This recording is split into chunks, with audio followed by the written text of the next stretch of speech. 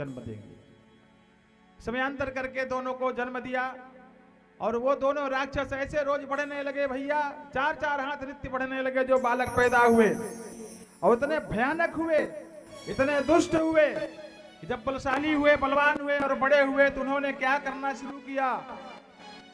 देखत भीम रूप सब पापी, देखत भीम रूप सब पापी, निशिचर निकर देवा परितापी, निशिचर निकर देव परितापी, जहि विधि होय धर्म निर्मूला, जहि विधि होय धर्म निर्मूला, सो सब करहि वेद प्रतिकूला, सो सब करहि वेद प्रतिकूला, जहि जहि देश देनो द्विज पावहि, जहि जहि देश देनो द्विज पावहि, नगर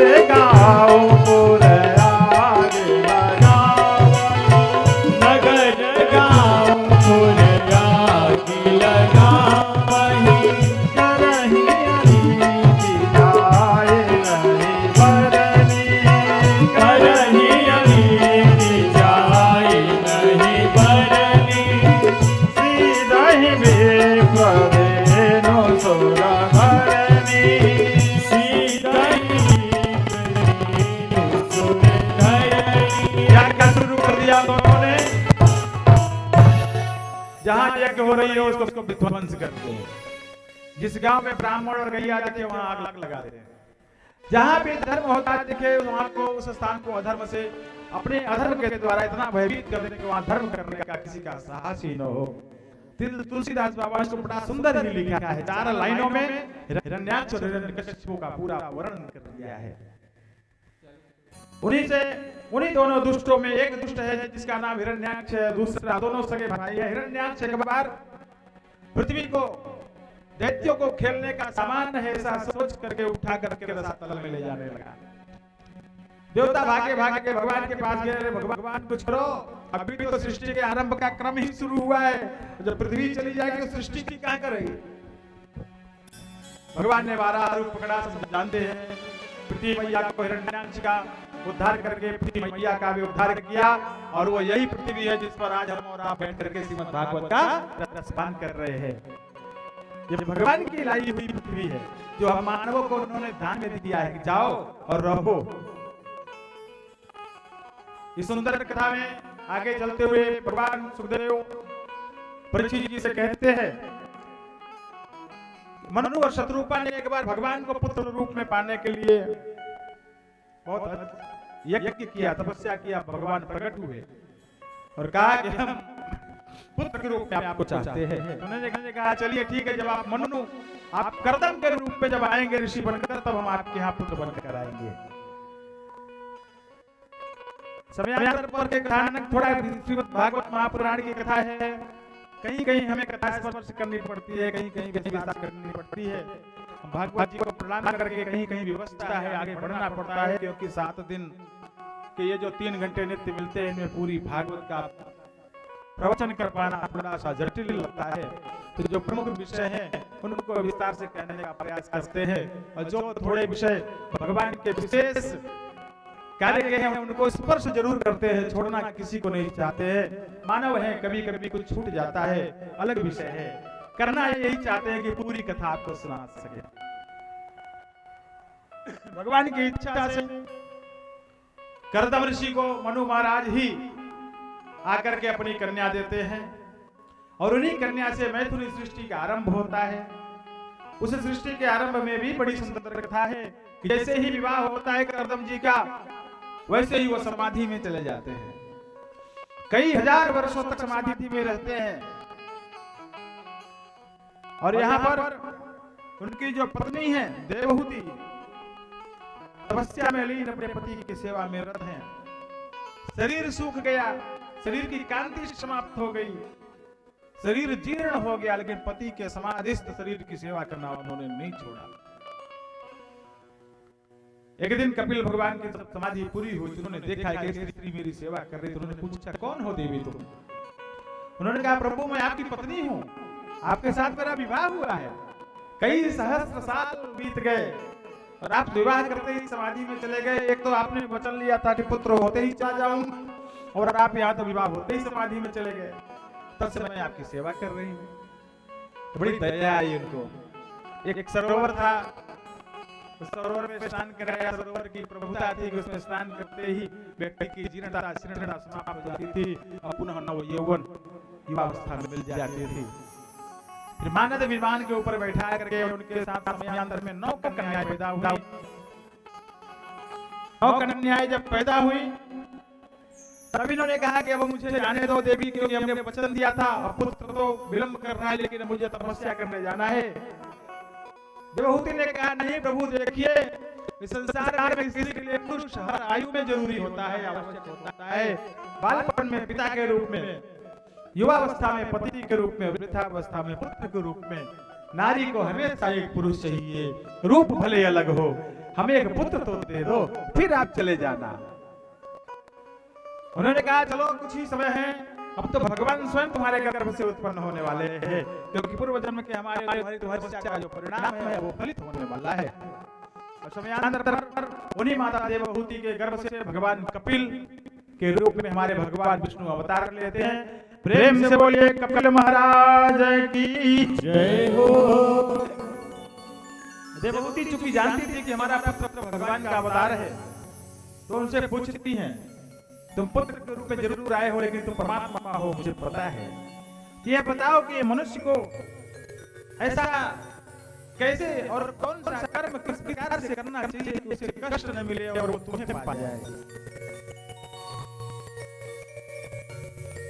भगवान कपिल कहते थे मैया, संसार का एक बड़ा अद्भुत नियम है कि जिसको जितना मिल जाता है वो अपने से अधिक पाने वाले को देखता है कि उतना मिल जाता तो अच्छा रहता, उसको अधिक अगर मिल जाए तो उससे भी अधिक वाले को देखता है कि उससे अधिक मिल जाता तो अच्छा होता।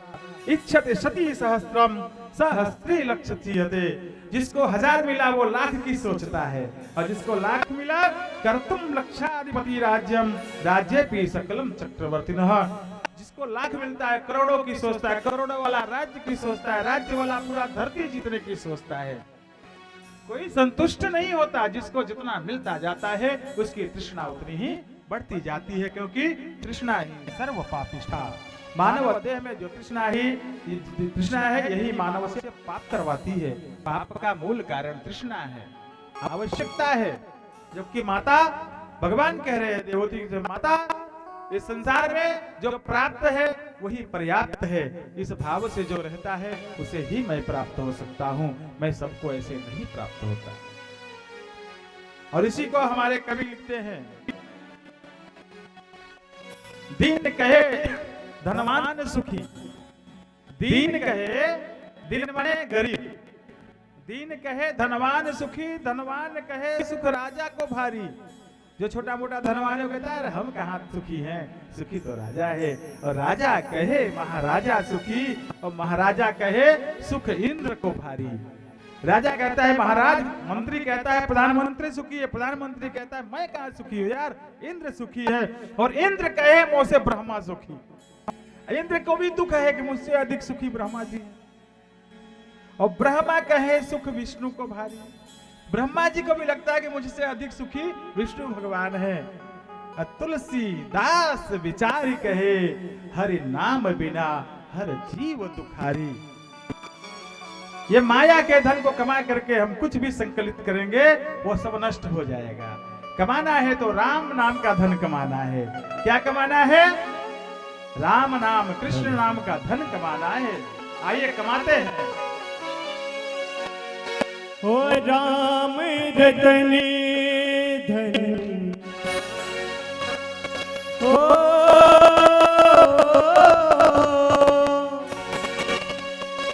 राम रतनी धन कमाया तूने, राम रतनी धन कमाया रे तूने तो माया के धन में क्या रखा है, तो माया के धन में क्या रखा है। गरीब है तुझी को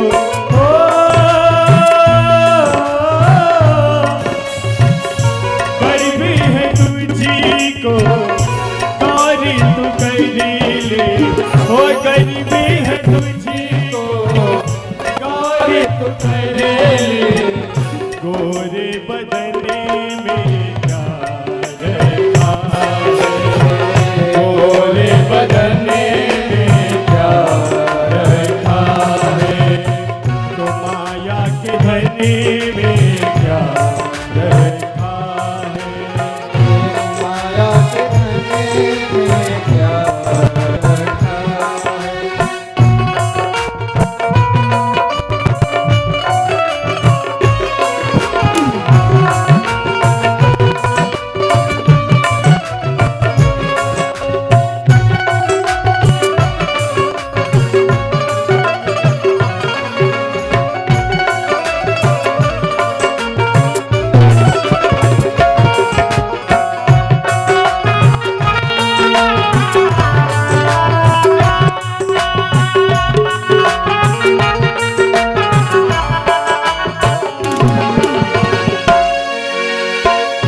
तेरे तन का मौसम बदलता जाएगा, अमल कर ले एक दिन काल भी आएगा।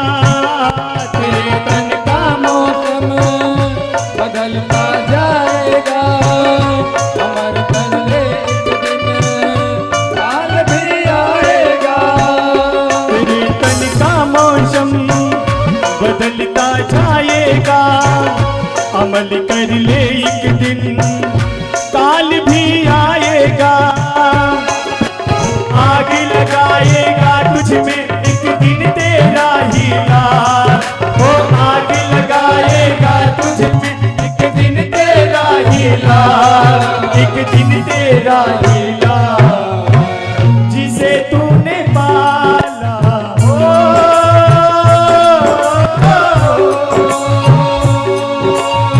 जिसे तूने पाला वो तुझको जलाए, तो ऐसे ललन में क्या रखा है, तो ऐसे ललन में क्या रखा है।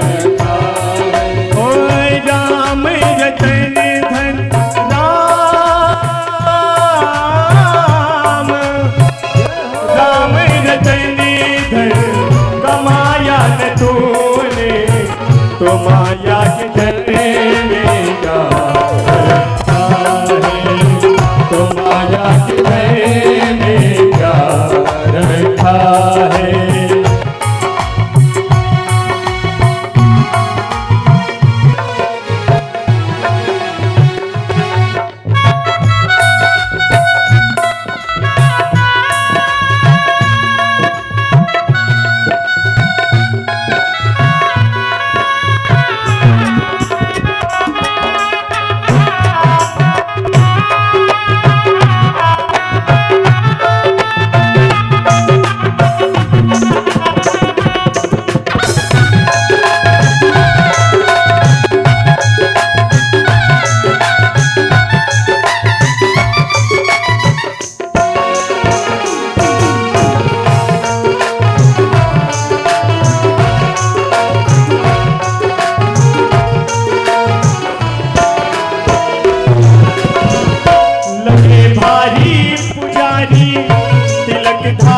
तपधारी वेशभूषा वस्त्रों से सजी है काया सारी।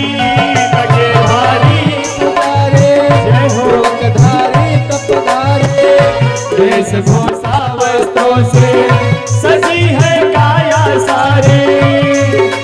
कर में कड़ा कंठ में माला लटके बड़े विशाल, कर में कड़ा कंठ में माला लटके बड़े विशाल, लटके बड़े विशाल। अगर मन की भावना हो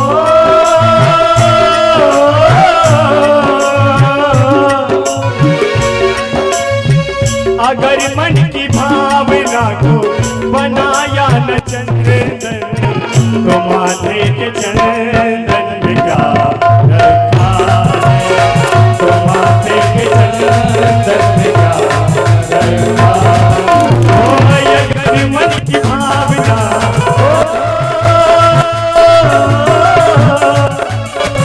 अगर मन की भावना को बनाया न चंदन, तो माथे के चंदन में क्या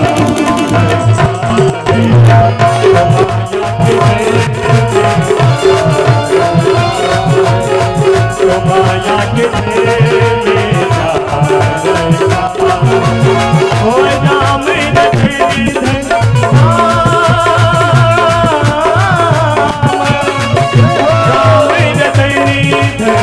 कमाया न तूने, तो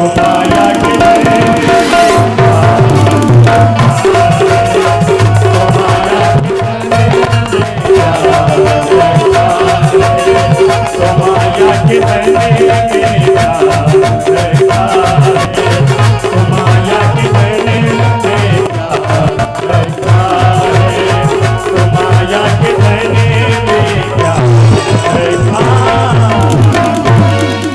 प्रेम से बोलिए कृष्ण कन्हैया लाल की जय हो। तो माता देवहूति ने पूछा कि अगर एक सुखी व्यक्ति अपने से अधिक सुखी को देख करके दुखी है कि मैं उतना सुखी होता तो अच्छा रहता, तो आखिर जीव करे क्या कि सुखी रहे। तो भगवान गीता में कहते हैं यो माम पश्यति सर्वत्र, जो मुझे ही सर्वत्र देखता है, सर्वम च मयि पश्यति, जो सब में मुझे ही देखता है। भगवान गीता में कहते हैं तस्याहम न प्रणश्यामि सच में न प्रणश्यति। भगवान वचनबद्ध है, ये सारे शास्त्र पुराण वेद बताते हैं उनकी ओर बढ़ना है, बाकी वो खुद संभाल लेंगे। भगवान वचनबद्ध है कि आप हे जीव आप एक बार हमारी ओर बढ़ो, हम दौड़कर तुम्हें गले लगा लेंगे। हे मैया यस्य देवे परा भक्तिर यथा देव तथा गुरौ तस्यैते कथिता ह्यर्थाः प्रकारान्ते महात्मना। हे मैया भगवान और गुरु इन दोनों के प्रति मन में जैसी श्रद्धा होती है वैसा ही फल मिलता है। और श्रद्धा से क्या उत्पन्न होती है? भक्ति। और भक्ति से भगवान तक जाने का सुंदर मार्ग है मुक्ति। मुक्ति कहाँ है? वैकुंठ में रहती है। जिसे मुक्ति मिलती है उसे मुक्ति महारानी अपने साथ वैकुंठ ले जाकर भगवान के साथ उसका निवास स्थान निर्धारित कर देते हैं। भक्ति योगो बहुविधो मार्गैर्भामिनी भाव्यते स्वभाव गुण मार्गेण पुंसाम भावो विविध्यते। भक्ति करिए जैसे मन तैसे, जैसे अवसर मिले जैसे भी मिले वैसे ही भक्ति करिए, क्योंकि भक्ति ही मुक्ति और मुक्ति ही भगवान तक जाने का एक सुंदर मार्ग है। गर्भवास का वर्णन हमने कल कर दिया था। गर्भ में हम परमात्मा को क्या क्या वचन देते हैं, और जब हमें गर्भ से मुक्त करता है हम संसार में आते हैं तो हम सबसे पहले परमात्मा को भुला देते हैं, जिस कारण हम हमेशा कुछ न कुछ सुख को भुला करके और दुख को याद करते रहते हैं। कभी कोरोना का दुख, कभी गैस सिलेंडर का दुख, कभी पेट्रोल का दुख और कभी डीजल का दुख। ये परमात्मा की लीला है। एक दो देश लड़ रहे हैं और पूरे पृथ्वी पर एक ही प्रकार का संकट व्याप्त हो गया है। भगवान ने कहां कहां मनुष्यों की नस को दबा के रखा है। देखिए, एक जगह नस दबाएंगे तो पूरे पृथ्वी पर पेट्रोल मिलना बंद हो जाएगा। इसलिए इन सब देखिए, हमारे गुरु जी कहते थे कि आप बेटा जितनी ही ज्यादा सुविधाओं को भोगोगे, जितनी ही अधिक सुविधा को इकट्ठा करोगे, उतनी ही अधिक समस्या का निमंत्रण करोगे, क्योंकि समस्या की जननी ही सुविधा है। सुविधा से दूर रहे। हम लोगों का बचपन याद है, गैस सिलेंडर क्या होता है जादू हुआ है 90 के बाद। उसके पहले हम लोग लकड़ी और ये ऊपरी और गोबर क्या क्या, अरे हम लोग खुद कंडा बीन के लाए हैं बालपन में। गंगा किनारे जाते थे, आनंद आता था। आज हम जाएंगे, उसका जो भोजन होता था अद्भुत। 1 रुपया खर्चा नहीं, न बुकिंग करना, न डायरी लेके जाना, न लाइन में लगना। जब मन तक चूल्हा जला लो, जब मन तक पका लो। वो सब समय बीत गया, क्योंकि तब सत्कर्मी अधिक थे। तो भगवान ने सबको स्वतंत्र रखा था। अब हम सब वास्तव में परतंत्र हो गए। कल्पना करिए 2 दिन अगर मोबाइल से नेटवर्क चला जाए, 2 दिन तक मोबाइल काम न करे, स्विच ऑन करो हो नहीं करे, प्राण निकल गया ऐसा लगता है। अब तो लगता है कि जीवन दुष्कर हो गया है, परमात्मा इससे बढ़िया तो उठा ही लेते। ये सुविधा बहुत कष्टदायी है। हम प्रयागराज गुरुकुल में पढ़ते थे, वहां से कुछ समय के पश्चात शायद 92 या 93 में हम लोगों का स्थानांतरण हो गया ऋषिकेश में। तो पहले मोबाइल फोन वीडियो कॉल कुछ नहीं था, चिट्ठी भेजते थे हम लोग कागज पर लिख के, और जल्दी पहुंचे तो बैरंग भेजा जाता था, जिसमें टिकट नहीं लगाओगे तो डाकिया उसको पहले पहुंचाता था, क्योंकि उसको 1-2 रुपया अधिक मिलता था। आज चिट्ठी भेजो तो 15 दिन बाद घर आती थी, और जब यहां से 1 महीने बाद जवाब आता था, माँ और पिताजी का आनंद आ जाता था। ये मोबाइल और वीडियो कॉल ने उस आनंद को समाप्त कर दिया। जब मन हो तब देख लिए, और जब चाहो तब दर्शन हो, तो सबसे अधिक प्रेम घटता है। भगवान जब गोपियों का चरित्र आएगा तो देखिएगा, भागवत में कहते हैं, भगवान कृष्ण कहते हैं कि प्रेम में जब विरह होता है तभी प्रेम का आनंद आता है। प्रेम में प्राप्ति हो गई तो फिर प्रेम का आनंद नहीं मिलता। ये भगवान गोपियों से कहते हैं। हमारा जीवन भगवान के भजन में हो, और कैसे भजन हो। अभी हमारे विनय भैया ने, आप बहुत अच्छा गाते हैं। ये लाक्षागृह है हमारे हंडिया बरौद के पास, वहां से है। सांडिल्य गोत्रीय तिवारी जी है, और ये सब सरस्वती पुत्र अद्भुत हैं जितने भी यहाँ बैठे हैं। और हमारे वैदिक ब्राह्मण लोग तो अद्भुत है, आप लोग सुबह सुनते ही होंगे उनका मंत्रोच्चार। इन्होंने जो कहा कि माया के धन में क्या रखा है, माया मीन्स ये भौतिक जितना दिख रहा है ना, ये सब झूठ है। ध्यान से सुनिएगा, जो जो हम लोग देख पा रहे हैं सब झूठ है, जो नहीं दिख रहा है वही सत्य है। ब्रह्म सत्यम जगन मिथ्या, पूरा संसार मिथ्या है, झूठा है। जो नहीं दिख रहा है उसको देखने का प्रयास करिए, तो जब वो दिख जाएगा तो कुछ और देखने की जरूरत ही नहीं रहेगी। यही भागवत में सिखाती है। मनु शत्रुपा कर्तम देवहूति के चरित्र बताते हुए, उनकी 9 कन्याओं का वर्णन करते हुए, उसी में महारानी प्रसूति की पुत्री सती का विवाह किससे होता है ये तो सबको पता होगा। महारानी प्रसूति की पुत्री माता सती, उनका विवाह किसके साथ होता है? भगवान शंकर के साथ। एक दिन प्रजापति का पद दक्ष को दिया जाता है। तो जब कोई चुनाव जीतता है, आजकल तो गांव में भैया बीडीसी जीत जाए तो भी एक अंतिम चुनाव परिणाम आने के बाद स्वागत और सम्मान समारोह होता है। जब दक्ष को प्रजापति का पद मिला तो उनके सम्मान का भी एक आयोजन किया गया। वहां सभी लोग इकट्ठा हुए, संसार के ऋषि मुनि देवता गंधर्व यक्ष किन्नर सब, भगवान शंकर भी थे। जो सभा का मुख्य अतिथि होता है वो अंत में प्रवेश करता है सभा में। सारे लोगों के आने के बाद दक्ष प्रजापति का आगमन होता है। सब लोग दक्ष प्रजापति के स्वागत में खड़े हो जाते हैं। भगवान शंकर उस समय अपने भगवान श्री राम कह लीजिए, श्याम कह लीजिए, इनके ध्यान में मस्त थे, वो नहीं खड़े होते हैं।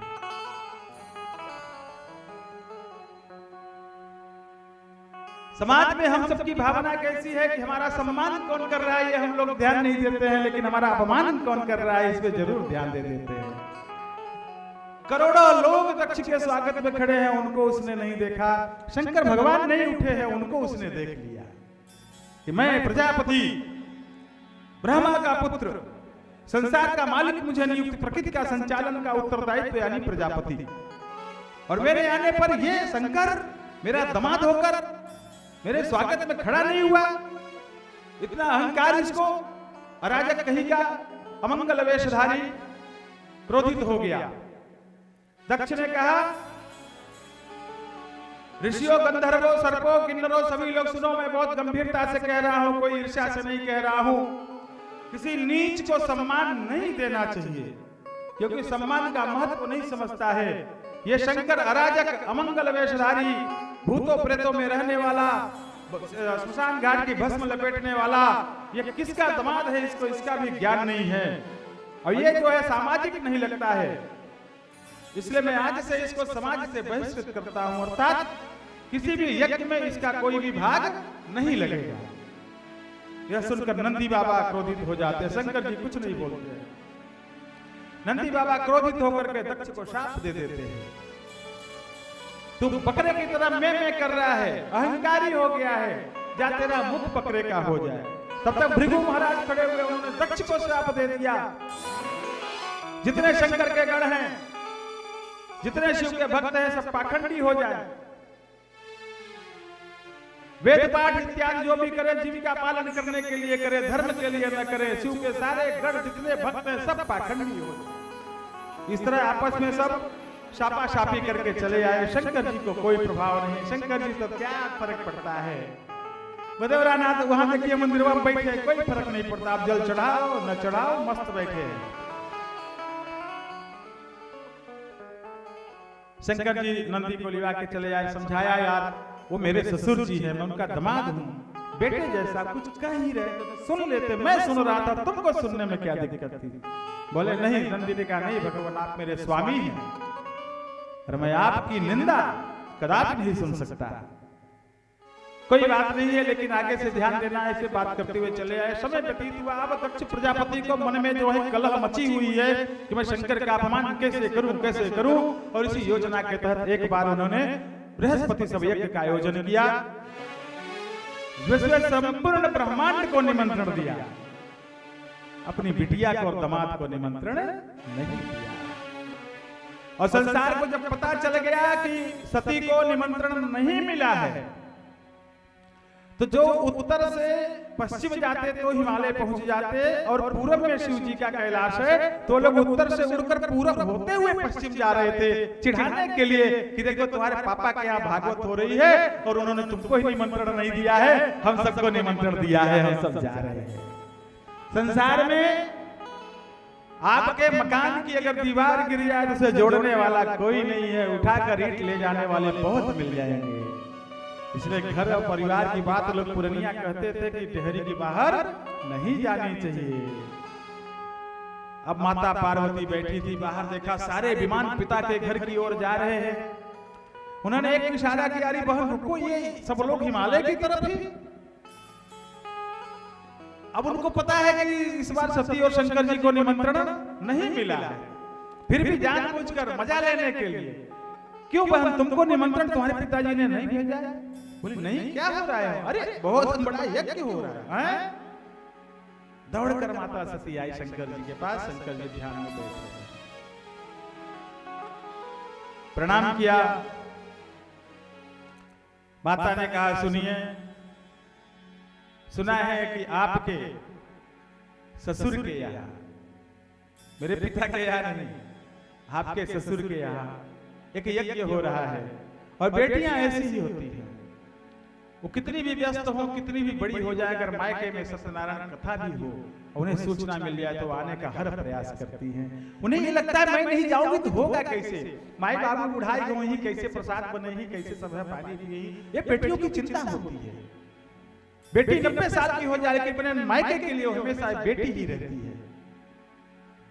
मैंने देखा है ऐसी बेटियों को, और सारी बेटियां ऐसी होती हैं। मेरे हिसाब से तो मायका हमेशा वो वहां पे एकदम जैसे हम भक्त लोग भगवान की भक्ति करते हैं, वैसे ही बेटियां मायके में आकर काम करती हैं। ससुराल में किसी को एक लोटा पानी नहीं दिया होगा, लेकिन मायके में आएगी तो अगर समरसेबुल बंद है तो हैंडपंप दिन भर चलाकर घर का पानी भर देंगी। मैंने देखा है। इसीलिए बेटियां हमेशा पूजनीय हैं। इसीलिए कहते हैं आप तभी सौभाग्यशाली है जब आपके यहाँ कोई सौभाग्यवती जन्म ले। जिसके घर में कन्या का जन्म नहीं होता, उससे बड़ा अभागा कोई नहीं होता। तो शास्त्र भी कहते हैं, समाज भी कहता है, और अनुभव भी है। जिनके बेटे बेटे हैं, ऐसा नहीं कहते कि सबके घर में, लेकिन जहां है तो वहां बहुत बुरा है। 4 बेटे हैं, 1 बेटी है, चारों बेटे परदेश में नौकरी कर रहे, कोई फलाने साहब बन गए, कोई ढिमकाने साहब बन गए, और घर में अगर मम्मी की तबीयत खराब हो गई तो बेटा कहेगा पापा केहू के बुलाए के डॉक्टर के यहाँ लिया चला गया। लेकिन बेटिया सुनेगी तो दौड़ते हुए आएगी। बेटी अद्भुत इस संसार को दिया है भगवान ने। बेटी से बड़ा कोई भगवान का आशीर्वाद हो ही नहीं सकता। मैंने ऐसी ऐसी बेटियों को देखा है कि अपना नुकसान करके अपने बच्चों को अकेला छोड़ करके 200 500 किलोमीटर दूर मम्मी को डॉक्टर के पास ले जाने के लिए आ जाती है। इसीलिए बेटियां महान हैं। और बेटियों के बारे में देखिए मेरा मन बहुत भावुक हो जाता है। सती ने कहीं देखा बहुबार शिव रही दक्ष कुमार। जब उन्होंने कहा कि पिता के यहाँ उत्सव है जाना है, तो शंकर जी ने कहा मत जाओ। बहुत बार कहा मत जाओ। अब बिटिया का कलेजा माने कैसे? जाने दीजिए ना। शंकर जी ने कहा नहीं, जहां पर निमंत्रण न मिले वहां नहीं जाना चाहिए। विशेष करके जहां आपका विरोध ही होगा, यह तय है, वहां तो बिल्कुल भी नहीं जाना चाहिए। लेकिन बार बार मना करने के बाद भी जब सती नहीं मानी, तो भगवान शंकर ने अपने 2 गढ़ों से कहा कि भाई ये नहीं मान रही हैं, तुम लोग इनके साथ चले जाओ, क्योंकि इनके मायके का मतलब है। चले गए। वहां गई तो क्या देखा? सारे संसार के ऋषि मुनि देवताओं का आसन है वहां पर, परंतु शंकर जी के लिए कोई भी आसन नहीं है। तब चित चढ़े जो शंकर गए, तब चित चढ़े जो शंकर कहे, प्रभु अपमान समोझियो हृदय, प्रभु अपमान समोझियो हृदय। जब देखा कि मेरे ही पति का आसन मेरे ही पिता ने नहीं दिया है, मेरे पति का मेरे ही घर में कोई हिस्सा नहीं है बैठने का, तब चित चढ़े वो जो शंकर। शंकर जी ने क्या क्या कहा था पता है? आवत ही हर से नहीं नयन नहीं सनेह, तुलसी तहां न जाइए चाहे कंचन बरसे मेह। हे सती, जहां आपको आता देखकर कोई प्रसन्न न हो, जहां कोई आपसे प्रेम न करता हो, वहां किसी भी कीमत पे नहीं जाना चाहिए, भले ही वहां स्वर्ण की बरसात हो रही हो। क्यों? क्योंकि यद्यपि शास्त्र कहते हैं कि माता पिता गुरु इनके घर और मित्र के घर बिना बुलाए जा सकते हैं, परंतु बिना बुलाए जाना चाहिए, परंतु जहां यह तय है कि अपमान होगा ही, वहां नहीं जाना चाहिए। यह सब बातें शंकर जी ने कहा था, ये सब सती के दिमाग में आया। और तब कर्णो पिधाय निर्याद्यद कल्पईशे, धर्मा वितर्य श्रेणिभिर्न विरस्यमाने। शास्त्र कहते हैं कि पहले तो भगवान की निंदा मत सुनो। जो करता है उसके कानों में जलते हुए शीशे भर दो। अगर नहीं भर सकते तो उसकी जीवा काट लो, नहीं काट सकते तो वहां से भाग जाओ। निंदा मत सुनो भगवान की, भाग जाओ अगर कुछ नहीं कर सकते तो। ये तुलसी बाबा भी कहते हैं, हरिहर निंदा सुनाहि दे गाना, हरिहर निंदा सुनाहि दे गाना, होई पाप गो घात समाना, होई पाप गो घात समाना, काटियता सुजीव जो बसाई, काटियता सुजीव जो बसाई, श्रवण मोदी न चलहु पराई, श्रवण मोदी न चलहु पराई। और सब मैया ने सुनहु सभासद सकल मोहिंदा, सुनहु सभासद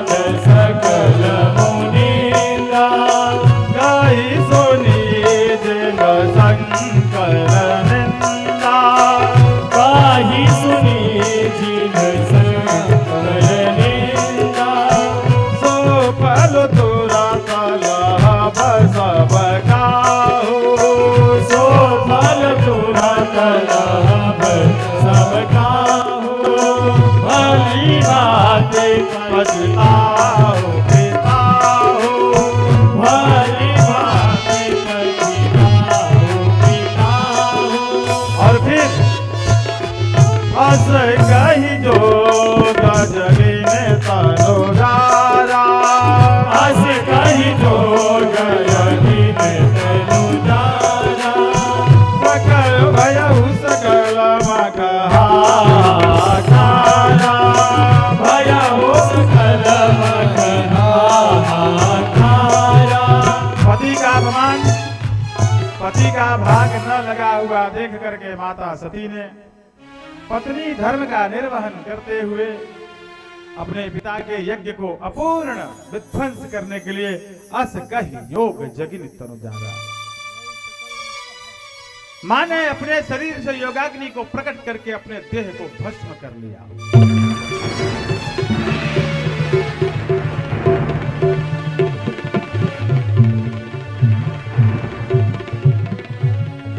जो शिव के गण थे उन्होंने ऋषियों को दौड़ा दौड़ा कर पीटना शुरू किया, लेकिन दो ही गण थे।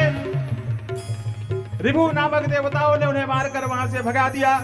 आए शंकर जी के पास बताया गणों ने कि मैया हमारी भस्म हो गई। भोलेनाथ आपका आसन नहीं था, इसके लिए उन्होंने अपने क्रोध में आकर के अपने शरीर को भस्म कर लिया है। भगवान शंकर ने जब सुना तो अपने गणों को भेजा और अपने सिर पर से एक जटा को उखाड़ करके जमीन पर पटक दिया। बहुत सुंदर। और फिर जो हाहाकार मचा यज्ञशाला में, एक एक ऋषि को दौड़ा दौड़ा कर मारना शुरू, पीटना शुरू। वीरभद्र ने पूषा के दांत तोड़ दिए, भृगु की दाढ़ी उखाड़ ली। जिसको जिसको यज्ञ में भाग मिला था उसको भी यज्ञ में आने का जो कर्म का भाग था वो भी मिलना शुरू हो गया। और फिर क्रोध में आकर के दक्ष प्रजापति का शीश काटा, हवन कुंड में गिरा और वह जलकर भस्म। सारे देवता देखा कि अब ये रुद्रगण तो मान नहीं रहे हैं, पूरी सृष्टि को समाप्त कर देंगे। तब सब भागे भागे ब्रह्मा जी के पास जाते हैं। ब्रह्मा जी कहते हैं भाई आज मामला बहुत गड़बड़ है, आज हमारे बस का नहीं है, विष्णु जी के पास चलो। वहां जाते हैं और हाथ जोड़ करके प्रार्थना करते हैं सारे देवता, हे शंभु बाबा, मेरे भोलेनाथ, हे बदेवरानाथ, तीनों लोक में तू ही तू। शिव नाम से है जगत में उजाला। हरि भक्तों के हैं मन में शिवाला।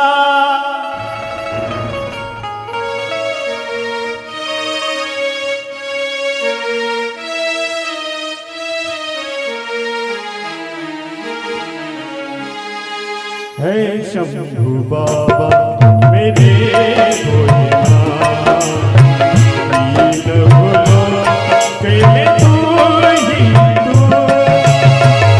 सैथा सुमन मेरा मन बेली पतिरी, जीवन भी अर्पण कर दो।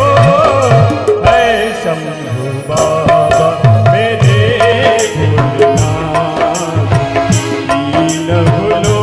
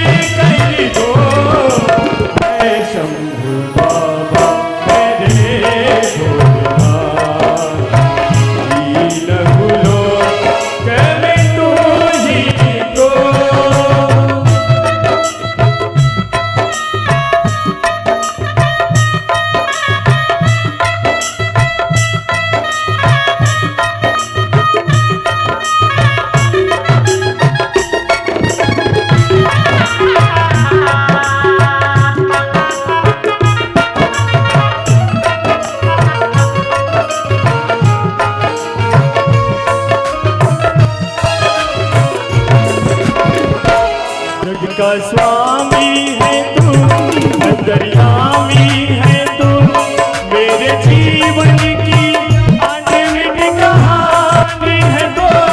सच्चा स्वामी है तो, अंतर्यामी है तो, मेरे जीवन की अनमित कहानी है तो। तेरी शक्ति अपार, तेरा पावन है द्वार, तेरी पूजा ही मेरा जीवन आधार। धूल तेरे शरीर रोकीले कर जीवन को साकार किया है शंभू बाबा मेरे दीन भोलो करे तो ही तो। ओए सदा सुमन मेरा मन बेल पतीरी, जीवन भी अर्पण कर दो है शंभू बाबा मेरे भोलेनाथ। दीन भोलो करे तो ही तो।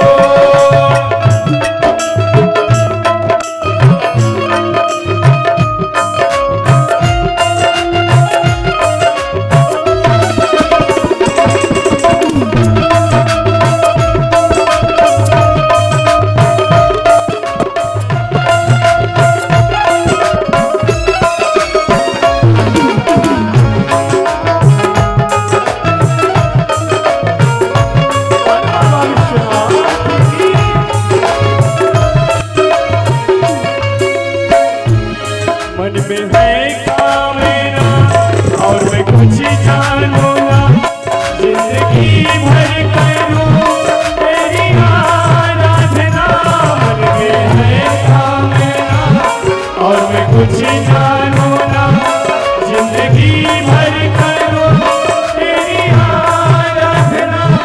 सुखी पहचान दे तू मुझे, ज्ञान दे प्रेम सभी से करूं ऐसा बलिदान दे। तूने दिया बलि निर्बल को, अज्ञानी को ज्ञान दिया है शंभू बाबा मेरे भोलेनाथ। दीन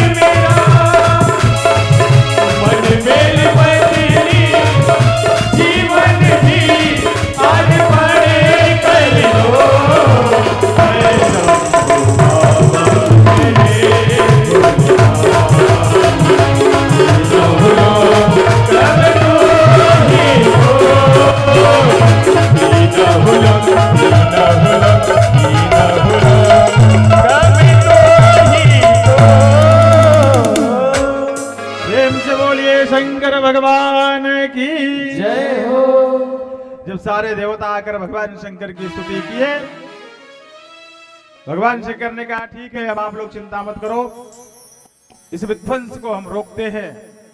और फिर भगवान ने कृपा करके दक्ष प्रजापति को एक बकरे का, एक अज का शीश लगाया, जिसे हम लोग आज बकरा कहते हैं। और दक्ष प्रजापति, चूंकि मैं का भाव था उनके अंदर, मैं दक्ष हूं, मैं प्रजापति हूं, मैं प्रकृति का राजा हूं, मैं और बकरा भी मैं करता है, तो उनका भगवान ने मुख ही बकरे का लगा दिया, खूब करो मैं। इसीलिए मैं का भाव भूल जाइए, नहीं कभी भगवान की दृष्टि पड़ गई कि ज्यादा मैं कर रहा है तो फिर गड़बड़ हो जाएगा। सब तेरा तुझको अर्पण, ये भाव सर्वदा होना चाहिए, तेरा तुझको अर्पण क्या लागे मेरा। मैं मत करिए, आजकल लोग मैं करते बहुत है, मैंने करवाया, मैंने किया, मैंने खरीदा, मैंने ये किया, क्या कर सकते हैं। अगर कोई कुछ कर सकता हो तो ये बैठे बैठे एक तो गैस सिलेंडर ला के दिखाए, कोई कुछ नहीं कर सकता तो काहे मैं करते हो भाई, हैं? सब भगवान करते हैं, उनकी इच्छा है, कुछ ऐसा उनके दिमाग में आया होगा, इसीलिए सब आफत लाए हैं। जब हम सब सुधर जाएंगे, और हम एक दिन देख रहे थे मोबाइल में, भैया हम भले रील की निंदा करते हैं लेकिन किसी ने बहुत काम की चीज भेजी थी। मोबाइल अच्छी चीज है, उससे भजन भी आते हैं, प्रवचन भी आते हैं, हमारा यूट्यूब चैनल है उसमें कथा लाइव जा रही है, आप लोग जो जहां बैठे हैं वहां से देख सकते हैं। अच्छी चीजों को चयन आपको करना है कि हमें मोबाइल किस लिए प्रयोग करना है। किसी ने भेजा था 1972 में ऋषिकेश पंचांग में एक पंडित जी का व्याख्यान आया था आज की डेट के लिए, 2026, 2027, 2028 मानव जाति के लिए बहुत ही भयानक समय होगा।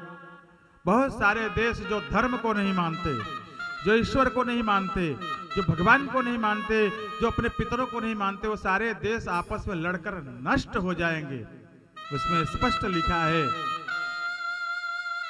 बचेंगे हम ही लोग, सनातनी ही हमारा भारत बचेगा, क्योंकि हम लोग भगवान को मानते हैं, यज्ञ करते हैं, कथा करते हैं, कथा सुनते हैं, और सबसे बड़ी बात माता पिता को भी भगवान मानते हैं, इसलिए हम लोग बचेंगे। और जो 1972 में लिखा है वो हो रहा है, क्योंकि हमारे ज्योतिष में इतनी शक्ति है, यहां नहीं, वो किसी भी सौर मंडल में ज्योतिषी देख सकता है कि वहां इस समय क्या चल रहा है। ज्योतिषी होना चाहिए, ऐसा नहीं कि ऑनलाइन क्लासेस लेकर के 2 महीने में ज्योतिषी बन गए। गुरुकुल में जाइए, 10-15 साल गुरुजी की लाठी खाइए, सुबह 4 बजे भोर में, ठंडी हो गर्मी हो बरसात हो, नहाइए, ठंडे पानी से नहाइए, 5 बजे संध्या करने के लिए मैदान में पहुंचिए, 1 घंटा गायत्री जपिए, सूर्य को अर्घ दीजिए, फिर आकर के कुछ स्वल्पाहार मिलता है गुरुकुल में, उसके बाद 4 घंटे पढ़ाई चलती है, फिर दोपहर में 2 घंटे का विश्राम, फिर 2 घंटे विश्राम के पश्चात फिर से पढ़ाई होती है।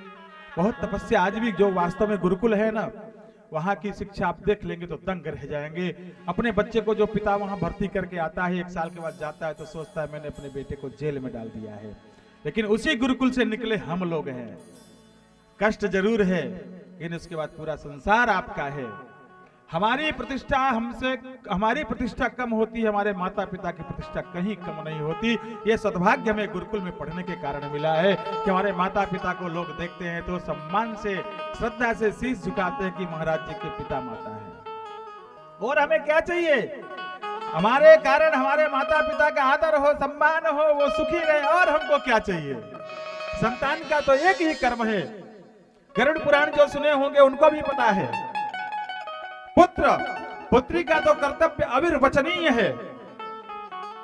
पिता पुत्री के संबंध में तो मैं जितना बोलूं उतना बोल सकता हूं, 1 महीने बोल सकता हूं। लोग मेरी बात को कहते हैं महाराज जी आप भाव में बहुत बोल देते हो, लेकिन मैं पूरे गर्व के साथ कहता हूं कि पिता और पुत्री का संबंध जितना पवित्र है, शायद उतनी अब हम लोगों ने गंगा मैया को भी पवित्र नहीं छोड़ा है। और पुत्र का तो एक ही कर्म ही है, बताया था ना अभी थोड़ी देर पहले, पिता को प्रसन्न रखना। आप पिता को प्रसन्न रखो, पूरी प्रकृति आपको प्रसन्न रखेगी। यह प्रकृति का नियम है कि जो अपने माता पिता का आदर करता है उसको चारों तरफ से प्रकृति आकर संभाल लेती है। और जिसने भी अपने कारण माता पिता के नेत्रों में एक बूंद भी आंसू कभी आने दिया है, उनका जीवन आगे चल करके भस्म हो जाता है। कोई उनकी रक्षा नहीं कर पाता, न पैसा, न नेता, न संबंध। इसलिए माता पिता और देवता यज्ञ जब तक को मानने वाले हम लोग हमेशा सुरक्षित रहेंगे।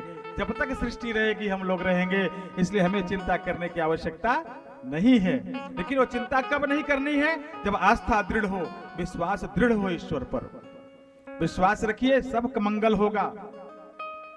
भगवान शंकर ने कहा, इनके अहंकार के कारण इनको मैं दंड देने के लिए मैंने यह सब लीला करी थी। दक्ष भी बकरे का मुख लग गया तो हाथ जोड़कर आए, खड़े हो गए। अतुलित बल अतुलित प्रभुताई, मैं मतिमंद जाने नहीं पाई। रामायण में दक्ष कहते हैं, अब हम खुद को मतिमंद कह रहे हैं। अभी जब शीश सही था तब मैमे कर रहे थे, जब मैमे वाला शीश हो गया तो कह रहे मतिमंद था जो मैं आपको पहचान नहीं पाया प्रभु। इस तरह से सती चरित्र है। इस सती चरित्र के पावन कथानक को सुनने वाले सभी मानवों के मन में जो निर्मलता आती है वह कहीं न कहीं हर उस मानव के कल्याण को उसके नजदीक लेकर आती है। और हमें शिक्षा लेनी चाहिए कि पति का कर्तव्य क्या है।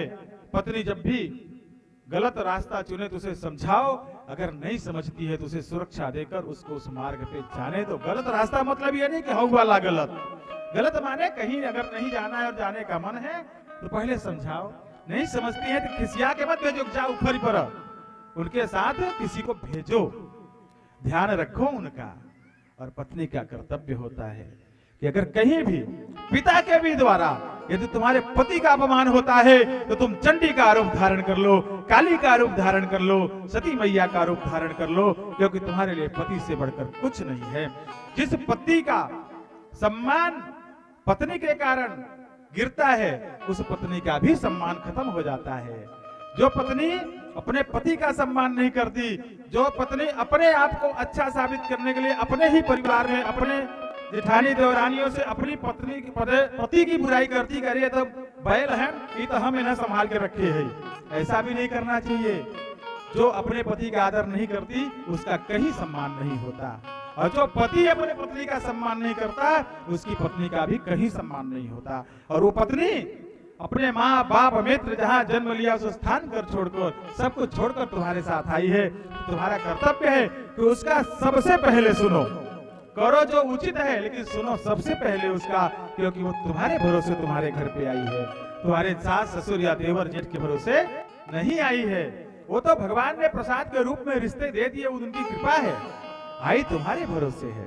सुनो और करो जो उचित है। शंकर भगवान ने अपना धर्म पालन किया, माता सती ने अपना धर्म पालन किया।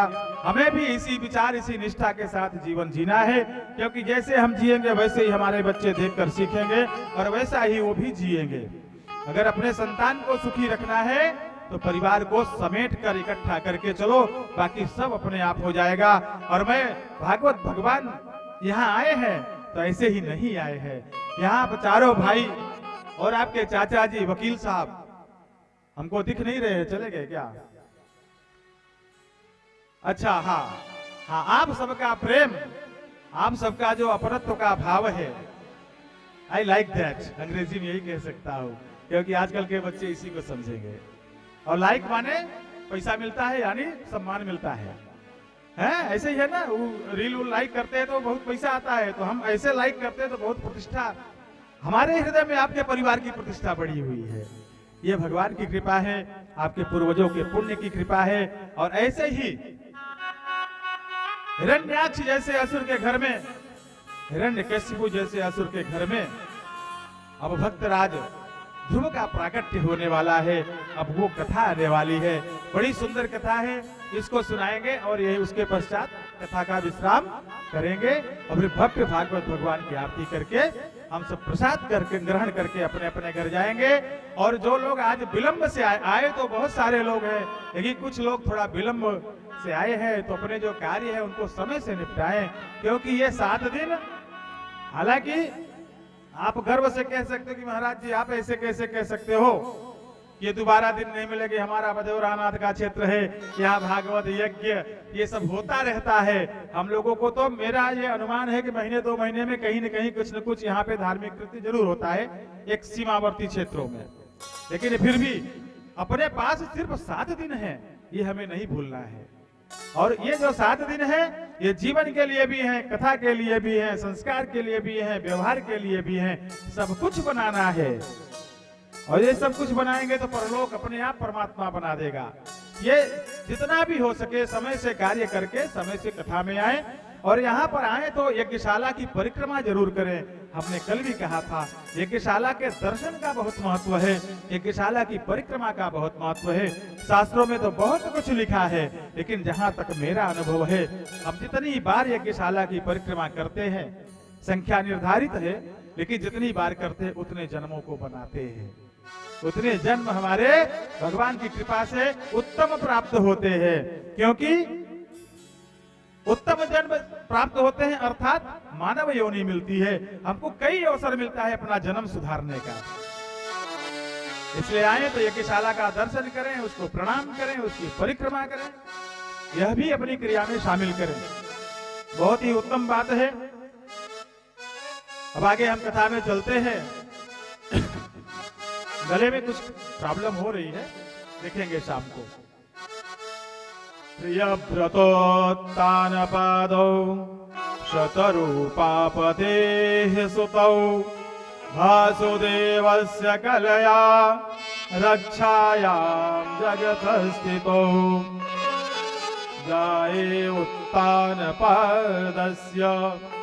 सुनीतिः सुरुचिस्तयोः सुरुचि प्रेयसी पत्न्युर्नेतरायत सुतो ध्रुवः। महाराज, मनु के 2 पुत्र हैं, प्रियव्रत और उत्तानपाद। उत्तानपाद महाराज के 2 पुत्र हैं, 2 अलग अलग रानियों से हैं। एक रानी का नाम है सुनीति, एक है सुरुचि। सुरुचि माने अपने मनमानी जीवन जीना, और सुनीति माने नियमबद्ध होकर जीवन जीना। ये दोनों पत्नियां किसकी हैं? उत्तानपाद महाराज की।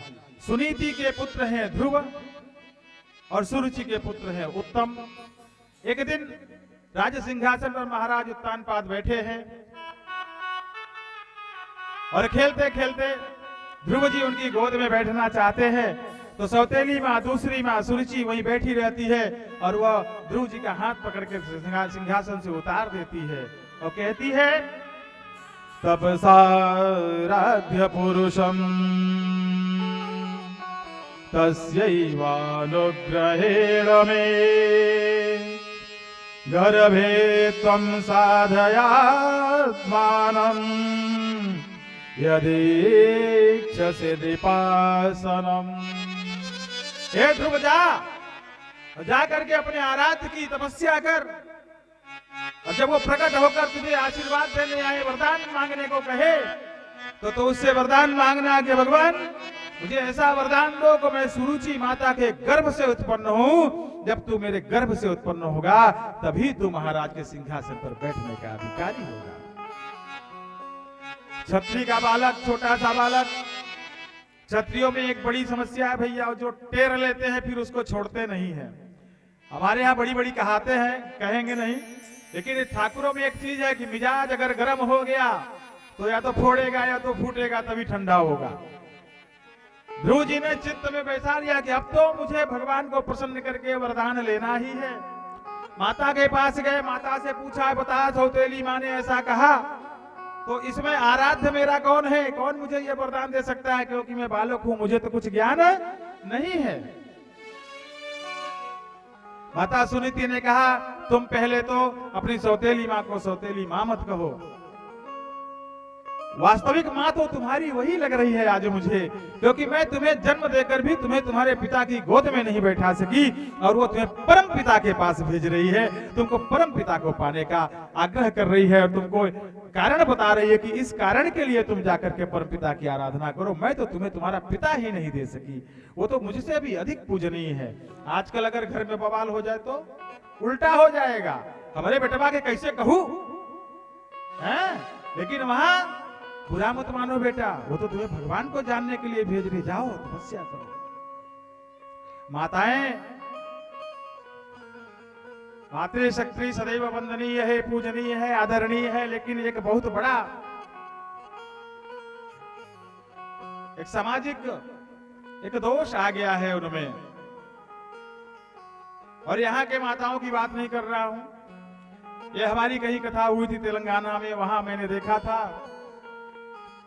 कि जब वो पत्नी बनती हैं तो चाहती है कि मेरा पति अपने भाइयों से अलग हो जाए,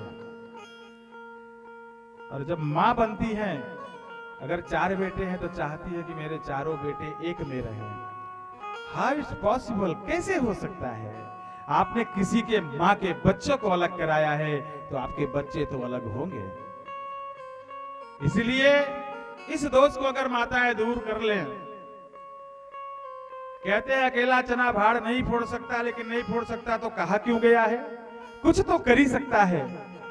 अगर हम लोग सोचे, अगर आपके पति 4 भाई, 5 भाई, 8 भाई, 10 भाई, 20 भाई, जितने भी हों, प्रयास करिए सब प्रेम से एक में रहे, क्योंकि बच्चे उनको एक में रहता हुआ देखकर बड़े होंगे तो वो यही सीखेंगे कि भाइयों को एक में रहना चाहिए। और जब आप अपने देवर और जेठ को अपने पति से अलग कर दोगी तो वो षड्यंत्र भी बच्चों के सामने ही करोगी। छोटे छोटे बच्चे रहेंगे, वही षड्यंत्र होता है कि आज यह बातें का कजिया करब, जनते नहीं है तार भौजी हम ऐसे कह दी, तार भैया हम ऐसे कह दे, हम न रह यहाँ घरे में, हम 1 दर्जन मनई के बर्तन न मांजब। बहुत सारी बातें छोटे बच्चे के सामने सब चर्चाएं बंद कमरे में होती है। बच्चा वही सीख कर बड़ा होता है। वो सीखता है कि माँ ने एक शिक्षा दी थी बिना दिए कि भाइयों को एक में नहीं रहना चाहिए, तो हम भी अपने भाइयों के साथ नहीं रहेंगे। इसलिए अगर अपने बच्चों को आप चाहते हो कि वो संगठित रहे, एक में रहे, अरे एक में रहने का कितना लाभ है, सोचो भैया। इतना बड़ा घर है, आप सब एक में है, 1 सिलेंडर, 1 रेफ्रिजरेटर, 1 टेलीविजन। अब अलग हो जाएंगे तो सब 4-4 ठो 5-5 ठो हो जाएगा। पैसा कौन कमाएगा? व्यापारी। आपका तो नाश ही हुआ। तो काहे ऐसा काम करना भैया, ऐसा काम काहे करना? एक टीवी में पूरा परिवार बैठ के टीवी देख सकता है। एक ही वो क्या कहते हैं कपड़ा धुलती है मशीन, वॉशिंग मशीन। एक मशीन सबके कपड़े धो, काहे एक मशीन 20,000 की आएगी, 4 मशीन 80,000 की आएगी। एग्जाम्पल, ऐसे किसी को विचार करिए,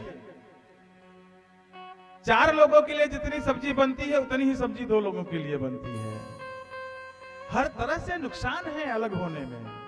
और सबसे बड़ा नुकसान यह है कि आपके बेटे भी अलग रहेंगे फिर, क्योंकि बोया आपने है तो काटेगा कौन? इसलिए ऐसा मत बोइए। लेकिन यहाँ सुनीति ने नीति पूर्वक कहा कि वो सौतेली बात हो, उसके ऊपर नाराज मत हो, उसने तो तुम्हें परम पिता का मार्ग बताया है, जाओ और तपस्या करो। अब ध्रुव जी निकलते हैं वहां से, परमात्मा बैठ के देख रहे हैं, चिंता में पड़ गए। छोटा सा बालक, बताओ छत्री का रक्त है, ये मानेगा तो नहीं। नारद जी को प्रेरणा दी भगवान ने, बोले जाओ पहले तो समझाओ कि घर चले जाएं, और न जाए तो इनको उपयुक्त मार्ग बता दो। नारद जी आए, कैसे आए? नारायण नारायण श्रीमन नारायण नारायण नारायण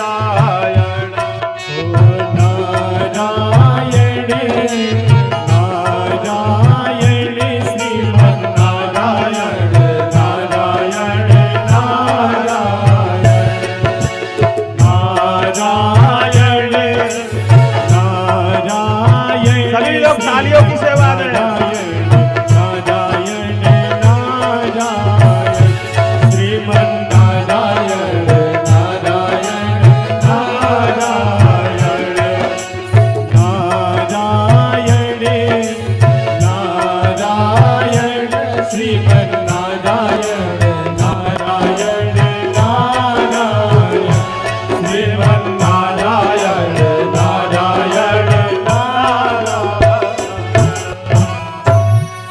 बोलिए देवर्षि नारद महाराज की जय हो। नारद जी आए, अरे बालक तुम इस वन में कहां चले जा रहे हो? ध्रुव जी ने कहा आप कौन? बोले मैं देवर्षि नारद। प्रणाम किया, बोले मैं परमात्मा को ढूंढने जा रहा हूं, तपस्या करके उनसे आशीर्वाद लेना है। बोले 5 वर्ष की आयु में तुमको परमात्मा की आवश्यकता पड़ गई? वो तो उन्होंने सारी बात बताई नारद जी को। नारद जी ने कहा अच्छा तो यहाँ बात है रक्त की, या पीछे नहीं हटना है। ध्रुव का एक ही संकल्प, हरि दर्शन ही एकमात्र विकल्प। नारद जी ने कहा लौट जाओ, बहुत छोटे हो, जंगल में शेर है, भालू है, बाघ है, पता नहीं क्या क्या गिना दिए, वो सब तुमको खा जाएंगे, तुम बालक हो। बोले नहीं देवर्षि, खाने दो। माँ कह रही थी कि जो भगवान के लिए निकलता है उसकी भगवान स्वयं रक्षा करते हैं, मुझे विश्वास है। लेकिन ये बताओ कि भगवान की तपस्या की कैसे जाती है, भगवान मिलते कैसे हैं? नारद जी ने अनेक प्रकार से समझाने का प्रयास किया कि बाहर वापस चले जाएं, लेकिन जब देखा नहीं मानेंगे, उन्होंने भगवान को पाने के लिए द्वादशाक्षर मंत्र दिया। अच्छा, द्वादशाक्षर मंत्र से याद आया, भागवत में लिखा है महात्म्य में कि एकादशी के दिन जो भागवत सुनता है, आज एकादशी थी ना, उदया में एकादशी थी, एकादशी के दिन जो भागवत सुनता है उसके पितर 60,000 वर्षों तक देवराज इंद्र के सभा में देवता बन करके गौरव और सुख को भोगते हैं, और वहां से जो चाहते हैं धरती पर अपने जीवित पुत्रों को, नाती पोतों को इतने ही वर्षों तक प्रदान करते रहते हैं। ये भागवत अभी याद आया हमें, एकादशी को भागवत का क्या महत्व है सुनने का। आप तो आयोजन करवाए हैं तो 60,000 में पता नहीं कितना जीरो लगेगा, लेकिन अन्य लोग जो आज समय निकालकर अपने अपने पितरों के आशीर्वाद से यहाँ पहुंचे हैं, आप सभी ने अपने पितरों को आनंदित कर दिया है, प्रफुल्लित कर दिया है। वो सब प्रसन्न होकर आप सबको दोनों हाथ उठाकर आशीर्वाद देंगे, क्योंकि जब व्यक्ति हमारे कारण सुखी होता है तो हमको आशीर्वाद जरूर देता है। एकादशी को भागवत सुनने का बहुत महत्व है, इसीलिए हम लोग कभी भी मुहूर्त, हालांकि श्रीमद् भागवत में एक बहुत सुंदर सा नियम है, दिनानाम नियमो नास्ति सर्वदा श्रवणम मतम। भागवत जब सुनने की इच्छा हो जाए तब सुना जा सकता है, इसमें न मास का विचार करना है, न तिथि का, न नक्षत्र का, लेकिन हम लोग ये ध्यान रखते हैं कि जब भागवत हो तो उसमें कम से कम एकादशी एक दिन जरूर पड़े। एकादशी पर भी एक बड़ी सुंदर कथा है, कल वही सुनाएंगे और 3 बजे से ही सुनाएंगे, और उस कथा में बहुत कुछ सीखने को मिलेगा। तो जो समय से आएगा वही सुन पाएगा, क्योंकि हमारे पास भागवत की भी बहुत कथा सुनाना है। समय का अभाव नहीं है, लेकिन मर्यादा नहीं तोड़ना है। एक मानव देह, ज्यादा से ज्यादा आप लोग 3 घंटे 4 घंटे बैठ सकते हो। उसके बाद किसी मैया को खाना बनाने जाना है, किसी को गैया धोने जाना है, किसी को कपड़ा डाल के आई होगी उसको निकालना है, कोई गेहूं धुल के डाल के आई होगी, बहुत सारी जिम्मेदारी है माया वाली, तो उसको भी करते रहो। लेकिन जब तक यहाँ रहो सिर्फ यहाँ रहो, मेरा ये मतलब है आप अपने उत्तरदायित्वों का निर्वहन करो, लेकिन जब तक यहाँ हो तो सिर्फ कथा में रहो।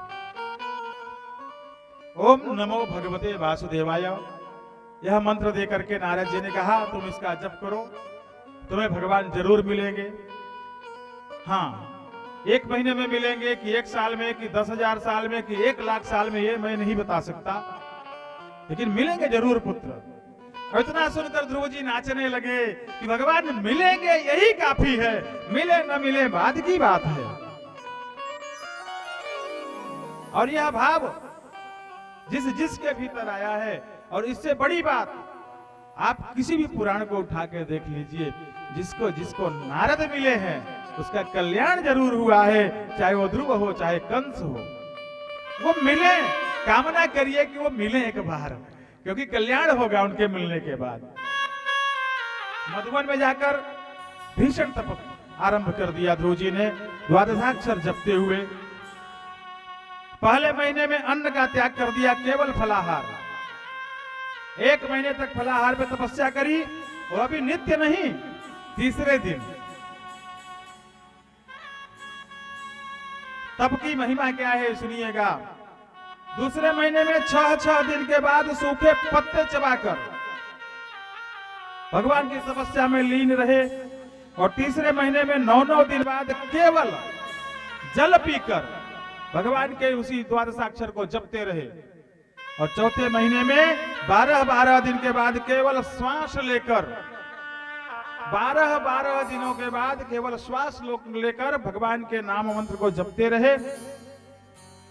और 5वें महीने में तो सीमा ही तोड़ दी, सांस को ही रोक लिया, एक पैर के अंगूठे पर खड़े हो गए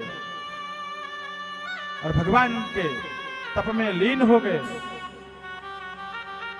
उनके पैर के अंगूठे के दबाव से पृथ्वी झुक गई, देवता लोग घबरा गए। भागे भागे ब्रह्मा जी के पास गए। ब्रह्मा जी ने कहा चिंता मत करो, वो तुम्हारे सिंहासन के लिए नहीं तप कर रहा है।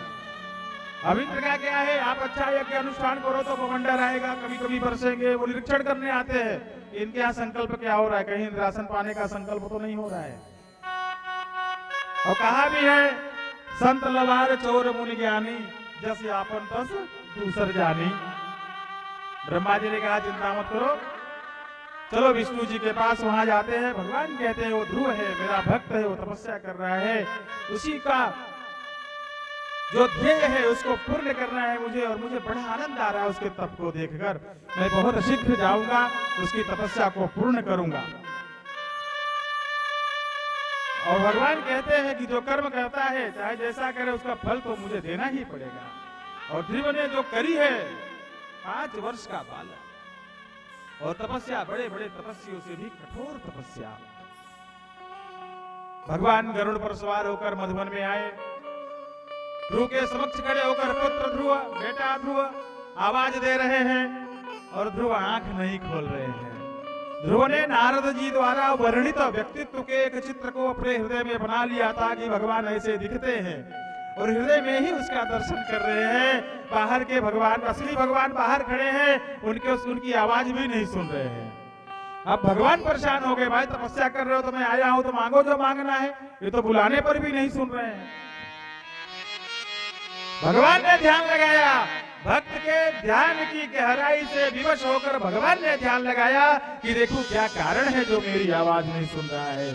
भगवान जब ध्यान लगाया तो देखे ध्रुव ने अपने हृदय में उनकी ही छवि बना ली है, और उन्हीं के दर्शन में मंत्र मुक्त होकर अपना जप कर रहा है। तो भगवान ने अपनी माया से अपने उस छवि को वहां से खींच लिया, और जब छवि दिखनी बंद हो गई तो ध्रुव जी हड़बड़ा के आंख खोल के उठे, तो मनमोहन मूर्त तेरी छवि वो कहाँ चली गई।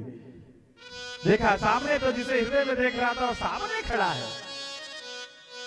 सुशंख चक्रम सकरीटी कुंडलम सपीत वस्त्रम सरसीरुहे क्षणम।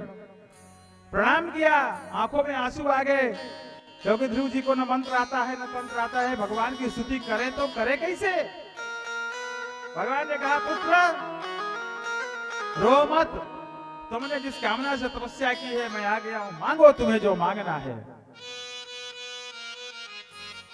ध्रुव ने कहा भगवान मुझे कुछ नहीं चाहिए, और जिसे आप मिल गए, मैं कोई व्यापारी थोड़ी हूं कि लेन देन करूं आपके साथ। अब मुझे क्या मांगना है ये मुझे पता ही नहीं है। मुझे आपको पाना था, मैंने आपका दर्शन कर लिया, लेकिन भगवान ने कहा मैं आया हूं, मेरा आना निरर्थक नहीं होता है, तू मांग या न मांग, मैं तुझे आशीर्वाद देता हूं कि तू अपने राज्य को वापस जा। तेरा पिता तुझे राज्य सौंप करके वन में चला जाएगा, और तुम 36,000 वर्ष तक पृथ्वी पर राज करोगे। उसके बाद मेरे द्वारा संसार का सबसे ऊंचा पद, ध्रुव पद, तुम्हें मैं प्रदान करूंगा। ध्रुव वहां से नगर में आए, माता पिता उनके वन को गए। ध्रुव महाराज ने भगवान के बताए हुए निर्देशित वर्षों तक धरती पर राज्य किया। और फिर आज वही ध्रुव महाराज, हम सब जानते हैं ना कहाँ हैं, आकाश में है, सभी देखते हैं, वही ध्रुव महाराज है जिनकी एक कथा है। हमें एक ही चीज ध्यान देना है, स्वकृतेर जायते जंतु।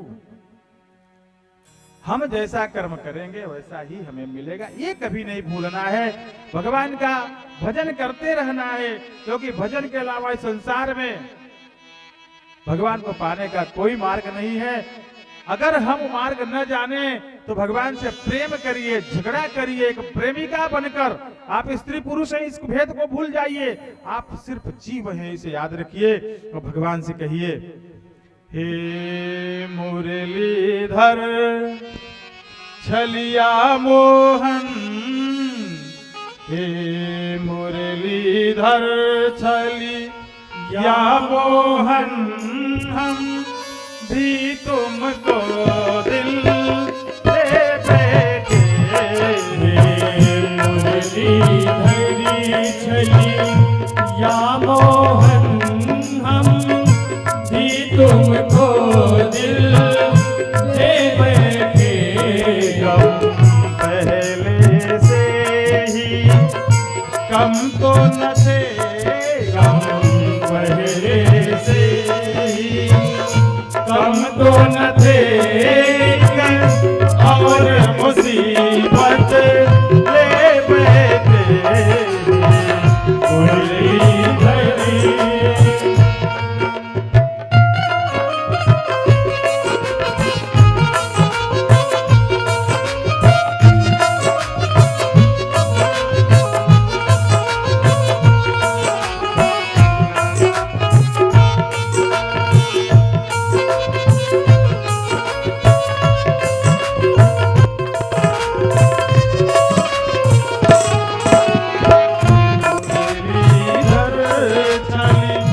या मोहन हम भी तुमको दिल दे बैठे।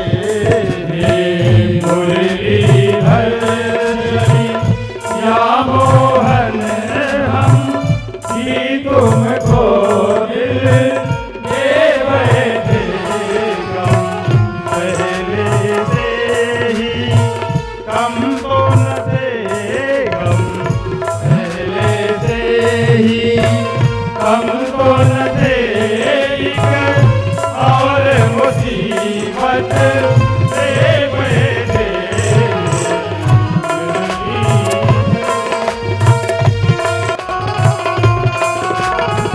क्या बात है।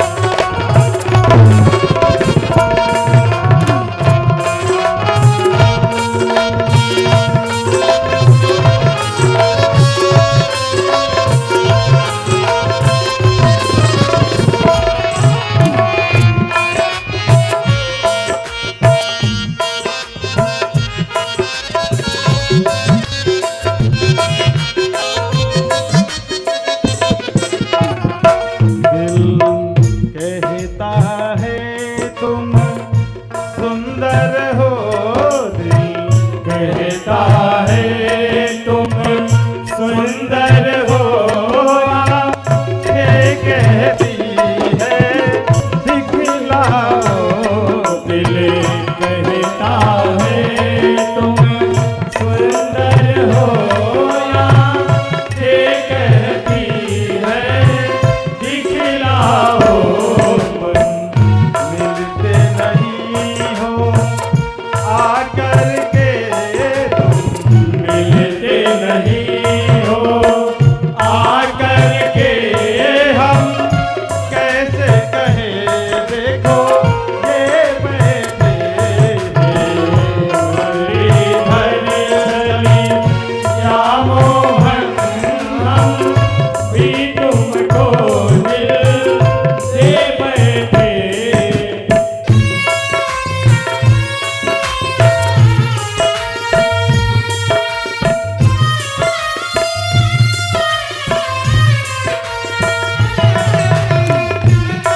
गीत को मन में गाइए, इसमें डूब जाइए, बहुत प्यारा गीत है।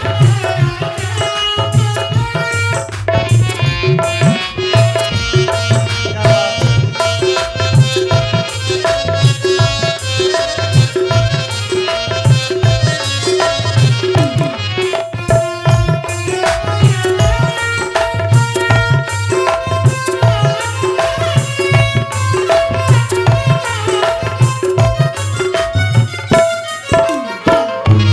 महिमा सुन कर है रान है हम, महिमा सुन कर है दान है हम, तुम मिल जाओ तो चैन मिले।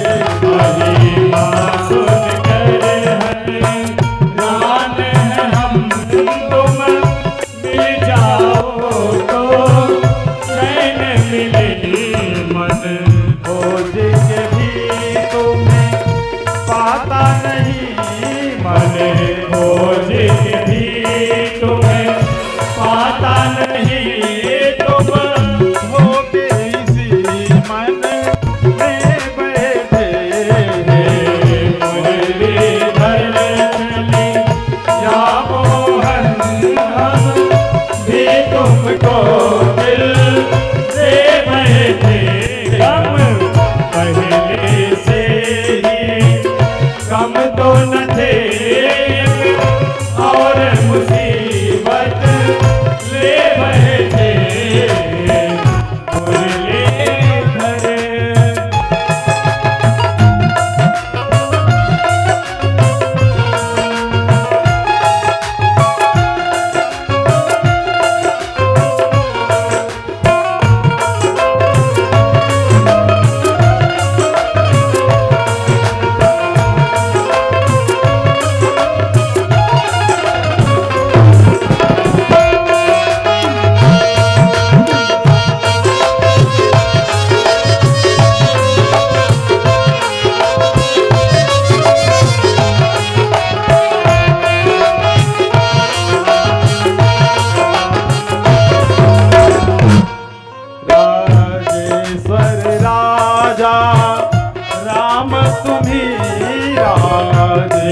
योगेश्वर राजा राम तुम्हें प्रभु योगेश्वर घन श्याम तुम्हें राजेश्वर राजा राम तुम्हें प्रभु योगेश्वर घन श्याम तुम्हें धनुहारे बने कभी मुरली बजा धनुहारे बने कभी मुरली बजायबो नाथ निर्जन में बैठे मुरलीधर चली या मोहन हम भी तुमको दिल दे बैठे हम पहले से ही हम तो न थे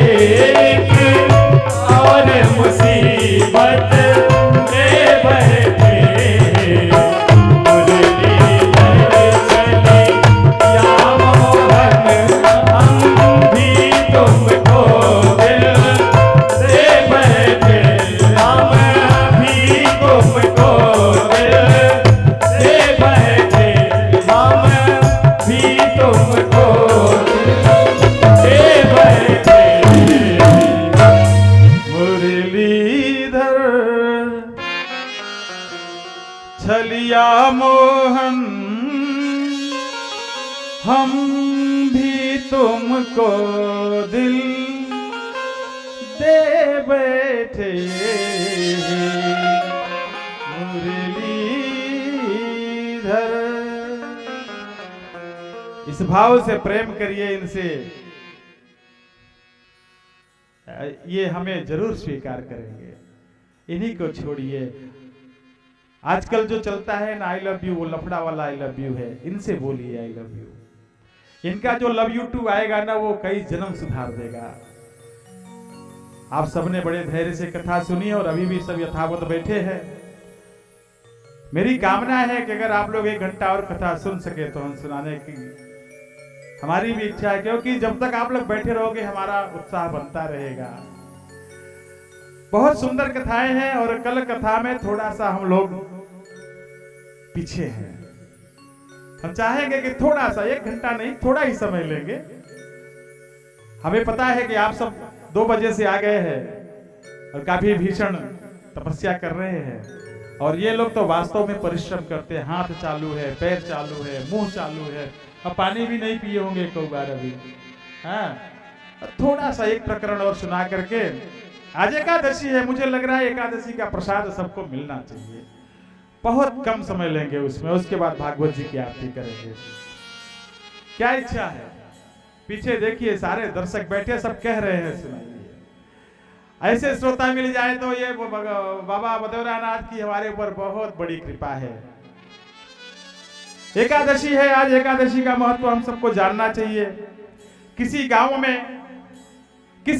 में एक बालक पैदा हुआ। उसके अंदर कोई दोष नहीं था, एकदम निर्दोष निष्कलंक। एक दोष था उसके अंदर, वो खाता बहुत था। 20-25 आदमी का भोजन एक मीटिंग में बैठ के कर लेता था। परिवार में सब परेशान, माता पिता परेशान, भाई भाभी बना बना के परेशान। जितना बनाओ कम पड़ जाता है। एक दिन घर वालों ने पंडित जी को घर पे बुलाया। पंडित जी देखिए, इसके ऊपर कोई ग्रह तो नहीं चढ़ा हुआ है, ये इतना खाता है। पंडित जी ने कहा, ऐसा है कि ये जितना खा रहा है खाने दो। ये उतना ही खाता है जितना इसका खाता है। अपने खाते से अधिक कोई नहीं खाता है। जो खा रहा है खाने दो। लेकिन परिवार वाले नहीं माने और एक दिन उसको धक्के मार करके घर से निकाल दिया। आधे घंटे बाद फिर लौट के आ गया। माता पिता ने सबने पूछा, भाई तुमको अपमानित करके घर से निकाल दिया और तुम फिर से आ गए? तो उसने कहा कि शायद मुझे निकाल कर पछता रहे हो आप, शायद मुझे निकाल कर पछता रहे हो आप। महफिल में लौट आया हूं मैं इसी ख्याल से। पिता माता परिवार ने कहा, कोई नहीं पछता रहा है, तू भाग यहां से। भगा दिया उसको। भाई एक ही व्यक्ति अगर एक ही टाइम में 25 व्यक्तियों का भोजन कर लेगा तो हाहाकारी हो जाएगा। वो तो गांव, पूरे गांव के लिए खतरा हो जाएगा। किसी क्या निमंत्रण में गया तो अकेले ही भीम रहेगा वो तो। जाते जाते जंगल में विचार कर रहा है, भगवान अब क्या करूं मैं, अब भोजन का प्रबंध कैसे होगा भगवान। एक मंदिर दिखा, मंदिर के बाहर एक हट्टे कट्टे पुजारी जी बैठे थे, जाके प्रणाम किया। मन में विचार आया कि लगता है यहाँ खाने पीने की व्यवस्था ठीक है, तभी इतने मोटे ताजे हैं महाराज। महाराज जी आप कौन है? बताया हम इस मंदिर के पुजारी हैं, हम यहाँ सेवा करते हैं। तो गुरु जी क्या मैं भी सेवा कर सकता हूँ? बोले हाँ बिल्कुल कर सकते हो, बदले में कुछ लोगे तो नहीं, क्योंकि हमारे यहाँ भोजन के अलावा और कुछ नहीं मिलता। अरे बस गुरुजी भोजन ही तो चाहिए और कुछ नहीं चाहिए, यही तो चाहिए हमको। गुरु मंत्र दे दिया, कंठी पहना दिया। सुबह खाना खा के आया गुरुजी के पास। गुरुजी मैं कितनी पंगत में बैठ के खाना खा सकता हूँ? गुरुजी ने कहा है इतने भूखे हो तुम? बोला गुरुजी पापी पेट का सवाल है, मैं किसी को खाते देखूंगा मुझे तुरंत भूख लग जाएगी, और आपके यहाँ मंदिर पे दिन भर भंडारा चलता है, तो क्या मैं दिन भर खा सकता हूँ? गुरुजी ने कहा है दिन भर खाओगे तुम, इतने भूखे हो? गुरुजी बोले ठीक है खाओ। खाने लगे, चलने लगा दिन। एक दिन न तो चूल्हे जले, न तो कढ़ाई में लेप लगाया गया, जो पहले लेप लिपते थे ना मिट्टी गीली करके पीछे के धुएं से काली न हो, क्या कहते थे उसको, मैं भूल गया। अब ये सुबह उठा, नहा धो के तैयार हो गया, पहली बात में बैठूंगा, देखा तो आज तो चूल्हा ही नहीं चल रहा है, परेशान हो गया। दौड़ा दौड़ा गुरुजी के पास गया। गुरुजी आज चूल्हे नहीं चल रहे हैं गुरुजी। बोले हाँ। गुरुजी ने कहा हाँ शिष्य आज एकादशी है और हम लोग वैष्णव हैं, हम लोग एकादशी को व्रत रखते हैं, भोजन नहीं करते। अरे गुरुजी एकादशी का व्रत करना बहुत जरूरी है। गुरुजी ने कहा हाँ जरूरी है। तो बोले तो गुरुजी और भी तो शिष्य हैं, आप उनसे करवा लो, हमसे न करवाओ, अगर हमसे करवा लिया तो हम द्वादशी देखने के लिए नहीं बचेंगे। गुरुजी ने कहा तुम इतने भूखे हो, गुरुजी क्या करें? गुरुजी ने कहा ठीक है, लेकिन यहाँ आश्रम में मंदिर के प्रांगण में तो भोजन का निर्माण नहीं हो सकता, एकादशी है, तुमको हम कुछ राशन दिला देते हैं, तुम नदी के किनारे जंगल में चले जाओ, बना के अपना पा लेना, लेकिन ध्यान रखना ठाकुर जी को भोग लगा के ही पाना। बहुत अच्छा गुरुजी अपने राशन तो दिलवाओ। गुरुजी ने देखा इतना खाता है, उसके अनुपात से उनको सामग्री आटा चावल दाल जो भी दे दिया, लेके आया, नदी के किनारे बैठा। कभी जीवन में भोजन बनाया नहीं, सिर्फ खाया है, आज बनाना पड़ रहा है। बड़ी चिंता में उसका विचार चल रहा है कि मैं बनाऊं कैसे। फिर याद किया कि किसी को बनाते हुए देखा है, तो उसके याद करके किसी तरह कच्चा पक्का उल्टा सीधा बनाया। बना करके याद आया कि गुरुजी ने कहा था ठाकुर जी को भोग लगा देना। अब उसको कोई न मंत्र आता है न तंत्र आता है, क्योंकि जो पैदा हुआ है जब से तब से सिर्फ खा रहा है, उसको मंत्र और यज्ञ तप ये सब कहाँ आएगा। उसने कहा भगवान देखो हम कोई पढ़े लिखे नहीं है, हमको मंत्र तंत्र नहीं आता है, खाना आता है, खाना बनाए हैं, आपको खाने के लिए बुलाना है, इसलिए जैसे हमको बुलाना आता है वैसे बुलाएंगे, आके पालो। हो राजा राम आइए, राजा राम आइए, मेरे भोजन का भोग लगाइए। राजा राम आइए, राजा राम आइए, मेरे भोजन का भोग लगाइए। ओ मेरे भोजन का भोग लगाइए। भगवान नहीं आए, जैसे यहाँ पर बैठे बैठे ये वाला भोग पा लिए हैं, वैसे वहां भी पा लिए। उसको ये नहीं पता कि भगवान ऐसे भी पा जाते हैं, उसके दिमाग में है कि भगवान खाने आएंगे। उसने कहा भगवान नखरे मत करो, आचमनी अर्घान आरती यहाँ यही मेहमानी। आचमनी अर्घान आरती यहाँ यही मेहमानी। आचमनी अर्घान आरती यहाँ यही मेहमानी। आचमनी अर्घान आरती यहाँ यही मेहमानी। रोटी रोटी पाओ प्रेम से, रूखी रोटी पाओ प्रेम से, पियो नदी का पानी। राजा राम आइए, राजा राम आइए, मेरे भोजन का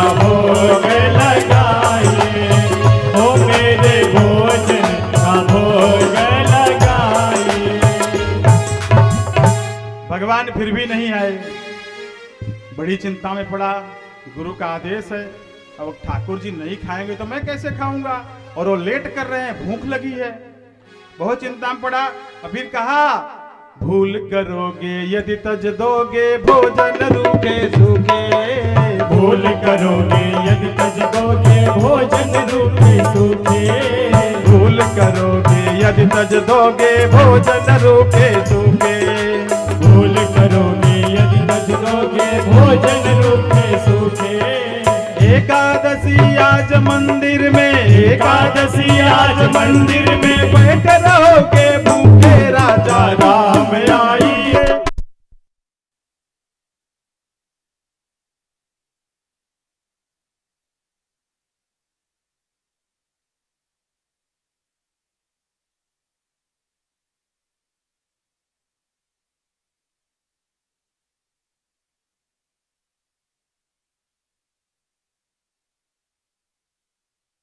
हे नाथ नारायण वासुदेव। राजा राम आइए, राजा राम आइए, मेरे भोजन का भोग लगाइए।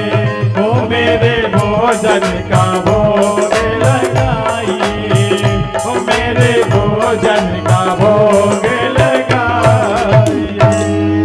और जब उसने कहा, एकादशी आज मंदिर में बैठे रहोगे भूखे। हे भगवान, मंदिरों के सहारे मत रहना, बड़े मुश्किल से प्राण बचा के आया हूं, वहां आज कुछ नहीं मिलेगा, इधर आ जाओ, अपन दोनों साथ पाते हैं। और जब उसने कहा एकादशी आज मंदिर में बैठे रहोगे भूखे, भगवान की आंखों में आंसू आ गए कि कितना भोला है, इसको मेरी इतनी चिंता है कि आज मुझे कहीं कुछ नहीं मिलेगा, अपने पास बुला रहा है। और फिर क्या था, नीलांबुज श्याम मन को मलांगम सीता समारो पितवाम रागम। नीलांबुज श्याम मल को मलांगम सीता समारो पितवाम राम वाम दिशि जानकी। ठाकुर जी तो आए लेकिन सीता जी सहित आए। अब बेचारा खाना उसने अपने लिए बनाया था और ठाकुर जी के लिए बनाया था, देख रहा है तिरछी नजर से कि स्त्रियों लेके आ गए ये। पूछा, भगवान कौन है? बोले सीता जी है, हमारी पत्नी है, सगी। अरे ठीक है, पाओ। भगवान भोजन देखे, समझ गया कि अब अपने लिए तो कुछ बचने वाला है नहीं, कि भगवान इतने सुंदर लगे उनको, उस पेटू भक्त को। उसने कहा, भगवान पाओ। और भगवान माता जानकी सहित प्रेम से पूरा भोजन पाए, क्योंकि भगवान तो प्रेम के ही भूखे हैं।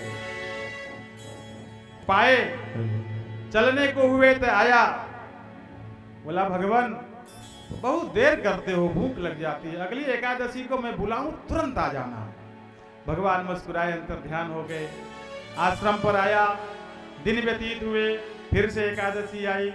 गुरुजी ने पूछा, क्यों शिष्य क्या विचार है? बोला, गुरुजी पेट का सवाल है, जाना तो पड़ेगा, लेकिन आप राशन कम देते हो, ठाकुर जी 2 से आते हैं तो 3 लोगों का राशन दो। गुरुजी ने समझा पिछली बार भूखा रह गया होगा, थोड़ा महाराज को बोला, महाराज बोलते थे पहले रसोईया को थोड़ा बढ़ा दो। आया, फिर से बनाया, और बना करके, हो राजा राम आइए, सीता राम आइए, मेरे भोजन का भोग लगाइए। राजा राम आइए, सीता राम आइए, मेरे भोजन का भोग लगाइए। हो मेरे भोजन का भोग लगाइए।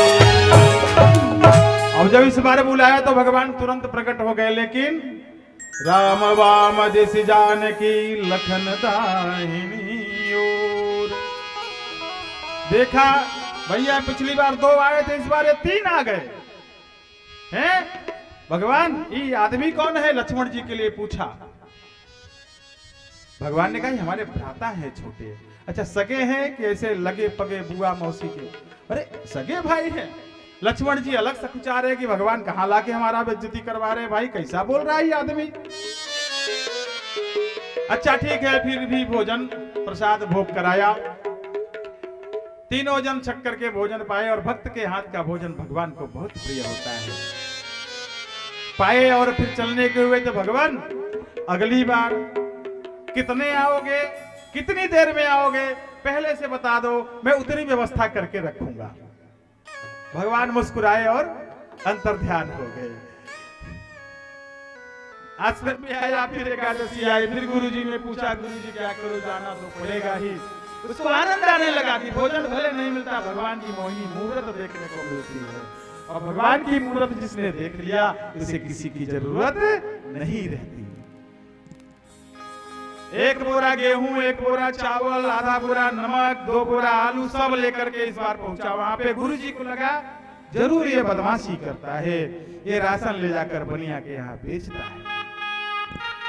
अपने लोगों से कहा इस पर नजर रखो, और सब लोग आज चलो हम भी चलेंगे, देखेंगे ये राशन का करता क्या है। और यहाँ ये पेटू महाराज नदी के किनारे लाए, पूरा राशन रख दिए, बनाया कुछ नहीं, वो बैठ के भगवान को बुला लिया। राजा राम आइए, सीता राम आइए, मेरे भोजन का भोग लगाइए।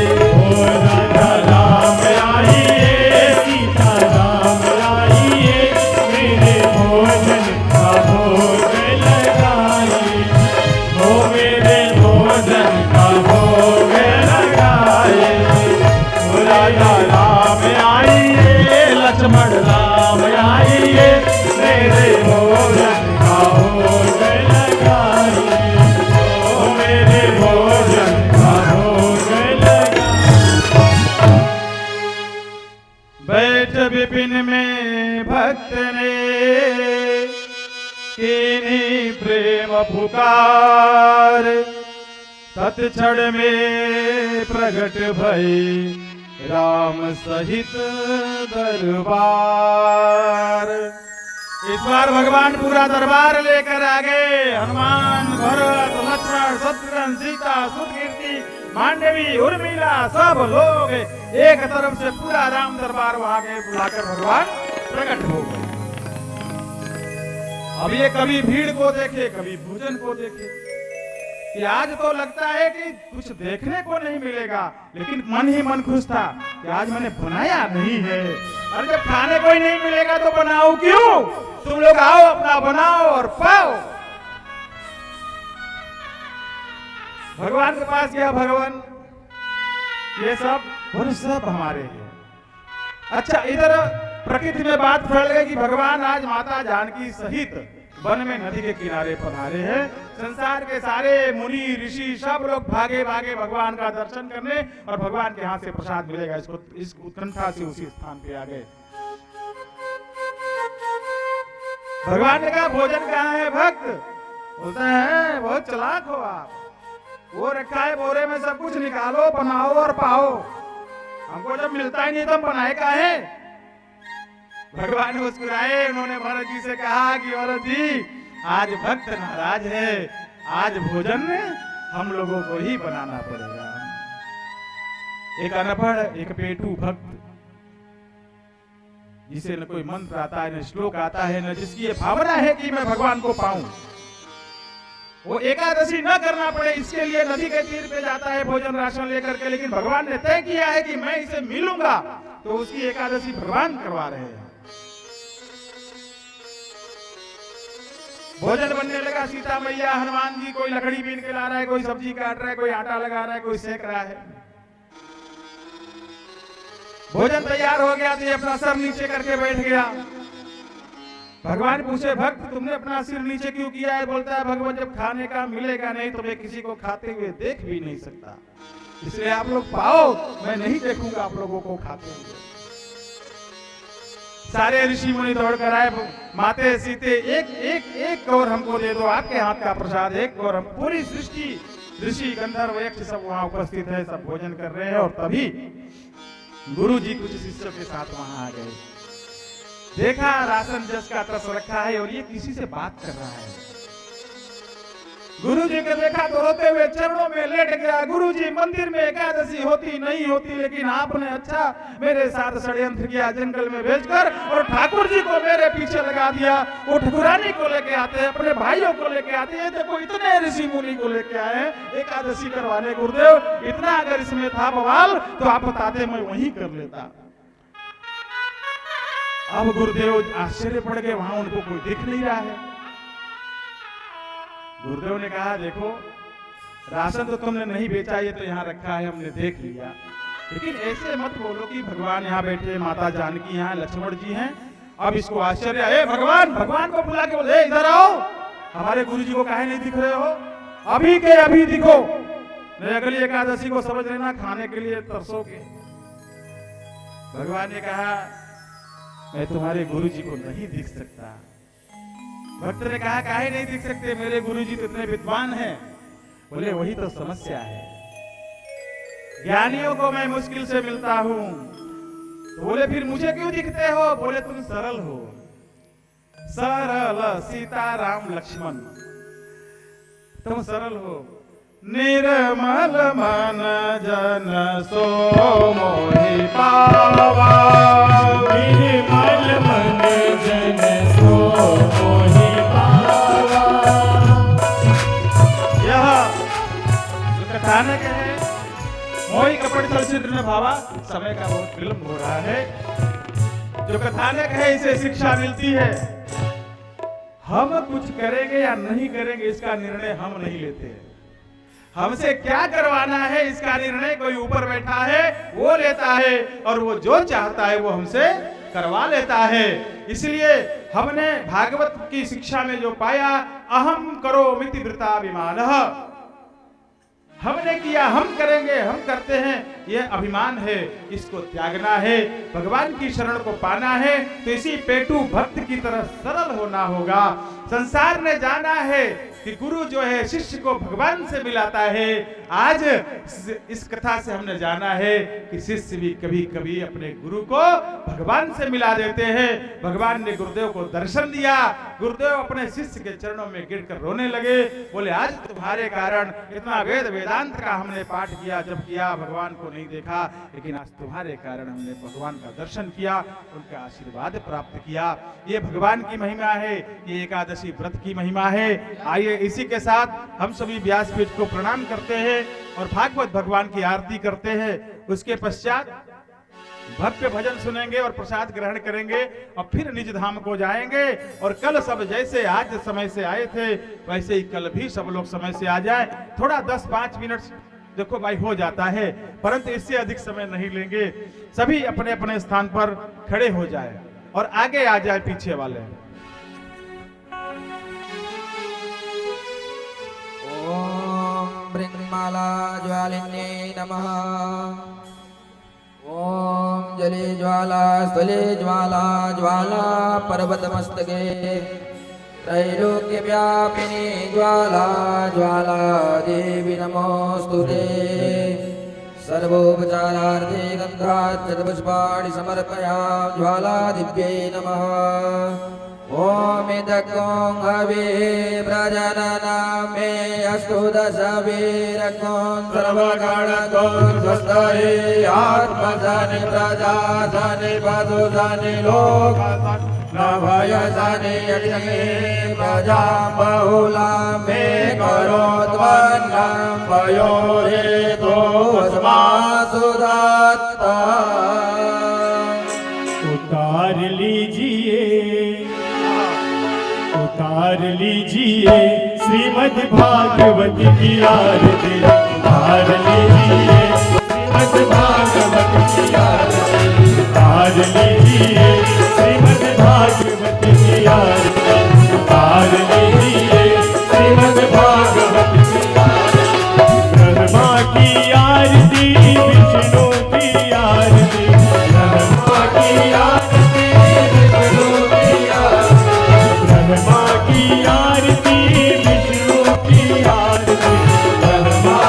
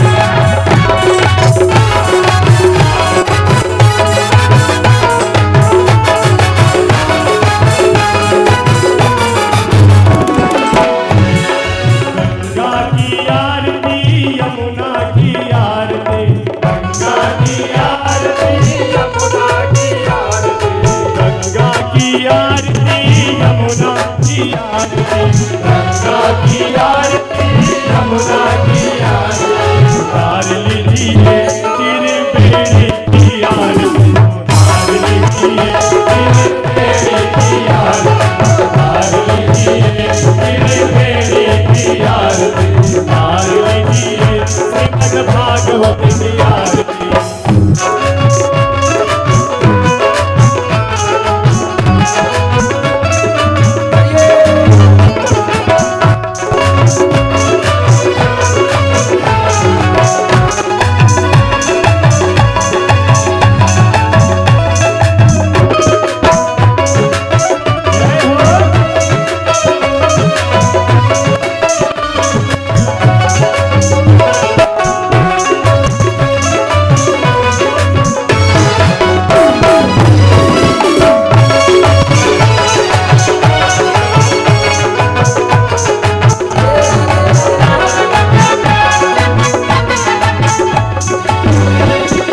वेदों की आरती पुराणों की आरती, वेदों की आरती पुराणों की आरती, वेदों की आरती पुराणों की आरती, वेदों की आरती पुराणों की आरती। उतार लीजिए सभी ग्रंथों की आरती, उतार लीजिए सभी ग्रंथों की आरती, उतार लीजिए सभी ग्रंथों की आरती। श्रीमद् भागवत की आरती।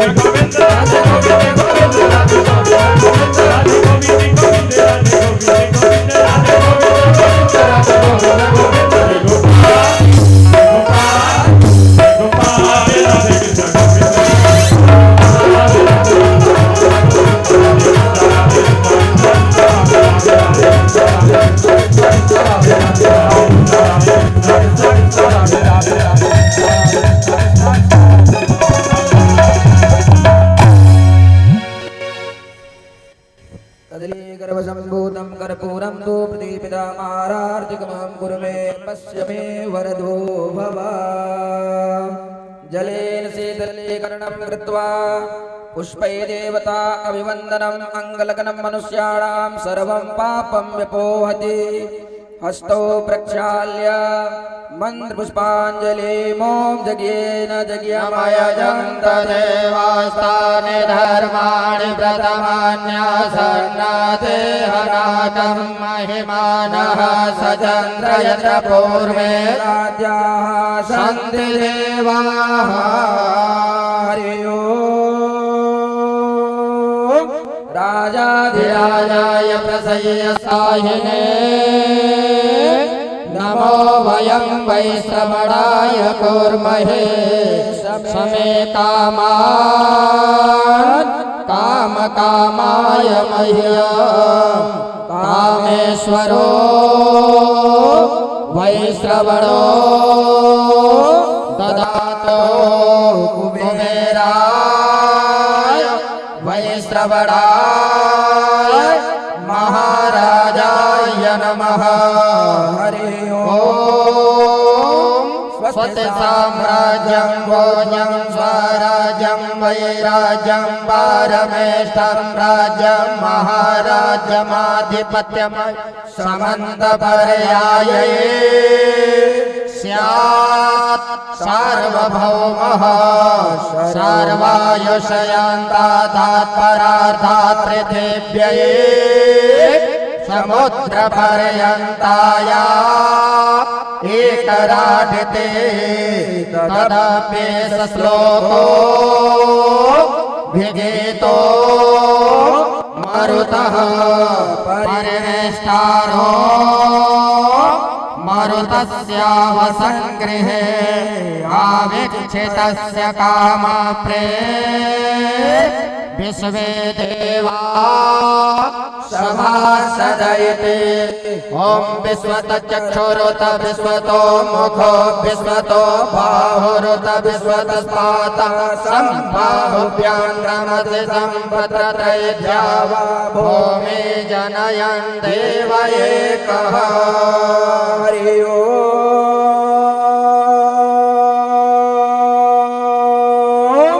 नारायणाय विद्महे वासुदेवाय धीमहि तन्नो विष्णुः प्रचोदयात्। नाना सुगंध पुष्पाणि यथा कालोद्भवानि च पुष्पाञ्जलिर्मया दत्ता गृहाण परमेश्वरः। पापोऽहं पापकर्माहं पापात्मा पापसंभवः। त्राहि मां पुण्डरीकाक्ष सर्वपापहरो भव। चरणयोः मंत्रपुष्पांजलिं क्षमा प्रार्थनां समर्पयामि। प्रेम से बोलिए गजानन गणेश भगवान की जय हो। गौरी मैया की जय हो। वरुण देव भगवान की जय हो। जगत प्रकाशक सूर्य नारायण भगवान की जय हो। विंध्यवासिनी मैया की जय हो। बाबा बदेवरानाथ सरकार की जय हो। बाबा विश्वनाथ की जय हो। विंध्याचल वाली महारानी की जय हो। अष्टभुजा रानी की जय हो। शारदा भवानी की जय हो। आदि गुरु शंकराचार्य महाराज की जय हो। आए हुए समस्त भक्तगणों की कल्याण हो। न आए हुए समस्त भक्तगणों कल्याण हो। श्रद्धा से बैठे हुए समस्त भक्तगणों की विशेष कल्याण हो। अश्रद्धा से बैठे हुए समस्त भक्तगणों की जय हो। धर्म की जय हो। अधर्म का नाश हो। प्राणियों में सद्भावना हो। विश्व का कल्याण हो। गौ हत्या बंद हो। गौ माता की जय हो। सत्य सनातन वैदिक धर्म की जय हो। यजमान का मनोरथ पूर्ण हो। ओम नमः पार्वते पतये हर हर महादेव। जय जय श्री राधे जय जय श्री राधे जय जय श्री राधे। एक बार हम सभी एक साथ उनके लिए जयकारा लगाएंगे जो लगभग 17 से 18,000 लोग YouTube के माध्यम से कथा देख रहे हैं। सोशल मीडिया से कथा देखने वालों भक्तों का कल्याण हो, कल्याण हो, कल्याण हो। नमः पार्वती पतये हर हर महादेव। सभी हाँ मंत्रार्था सफला संतो पूर्णा संत मनोरथां शत्रूणां बुद्धिनाशस्तु मित्राणां उदयस्तवा। आप सभी लोग अपने स्थान पर बैठ जाएंगे। और कार्यकर्ता गण सभी लोग प्रसाद वितरण करें। सभी लोग भजन का आनंद लेते हुए प्रसाद को ग्रहण करेंगे।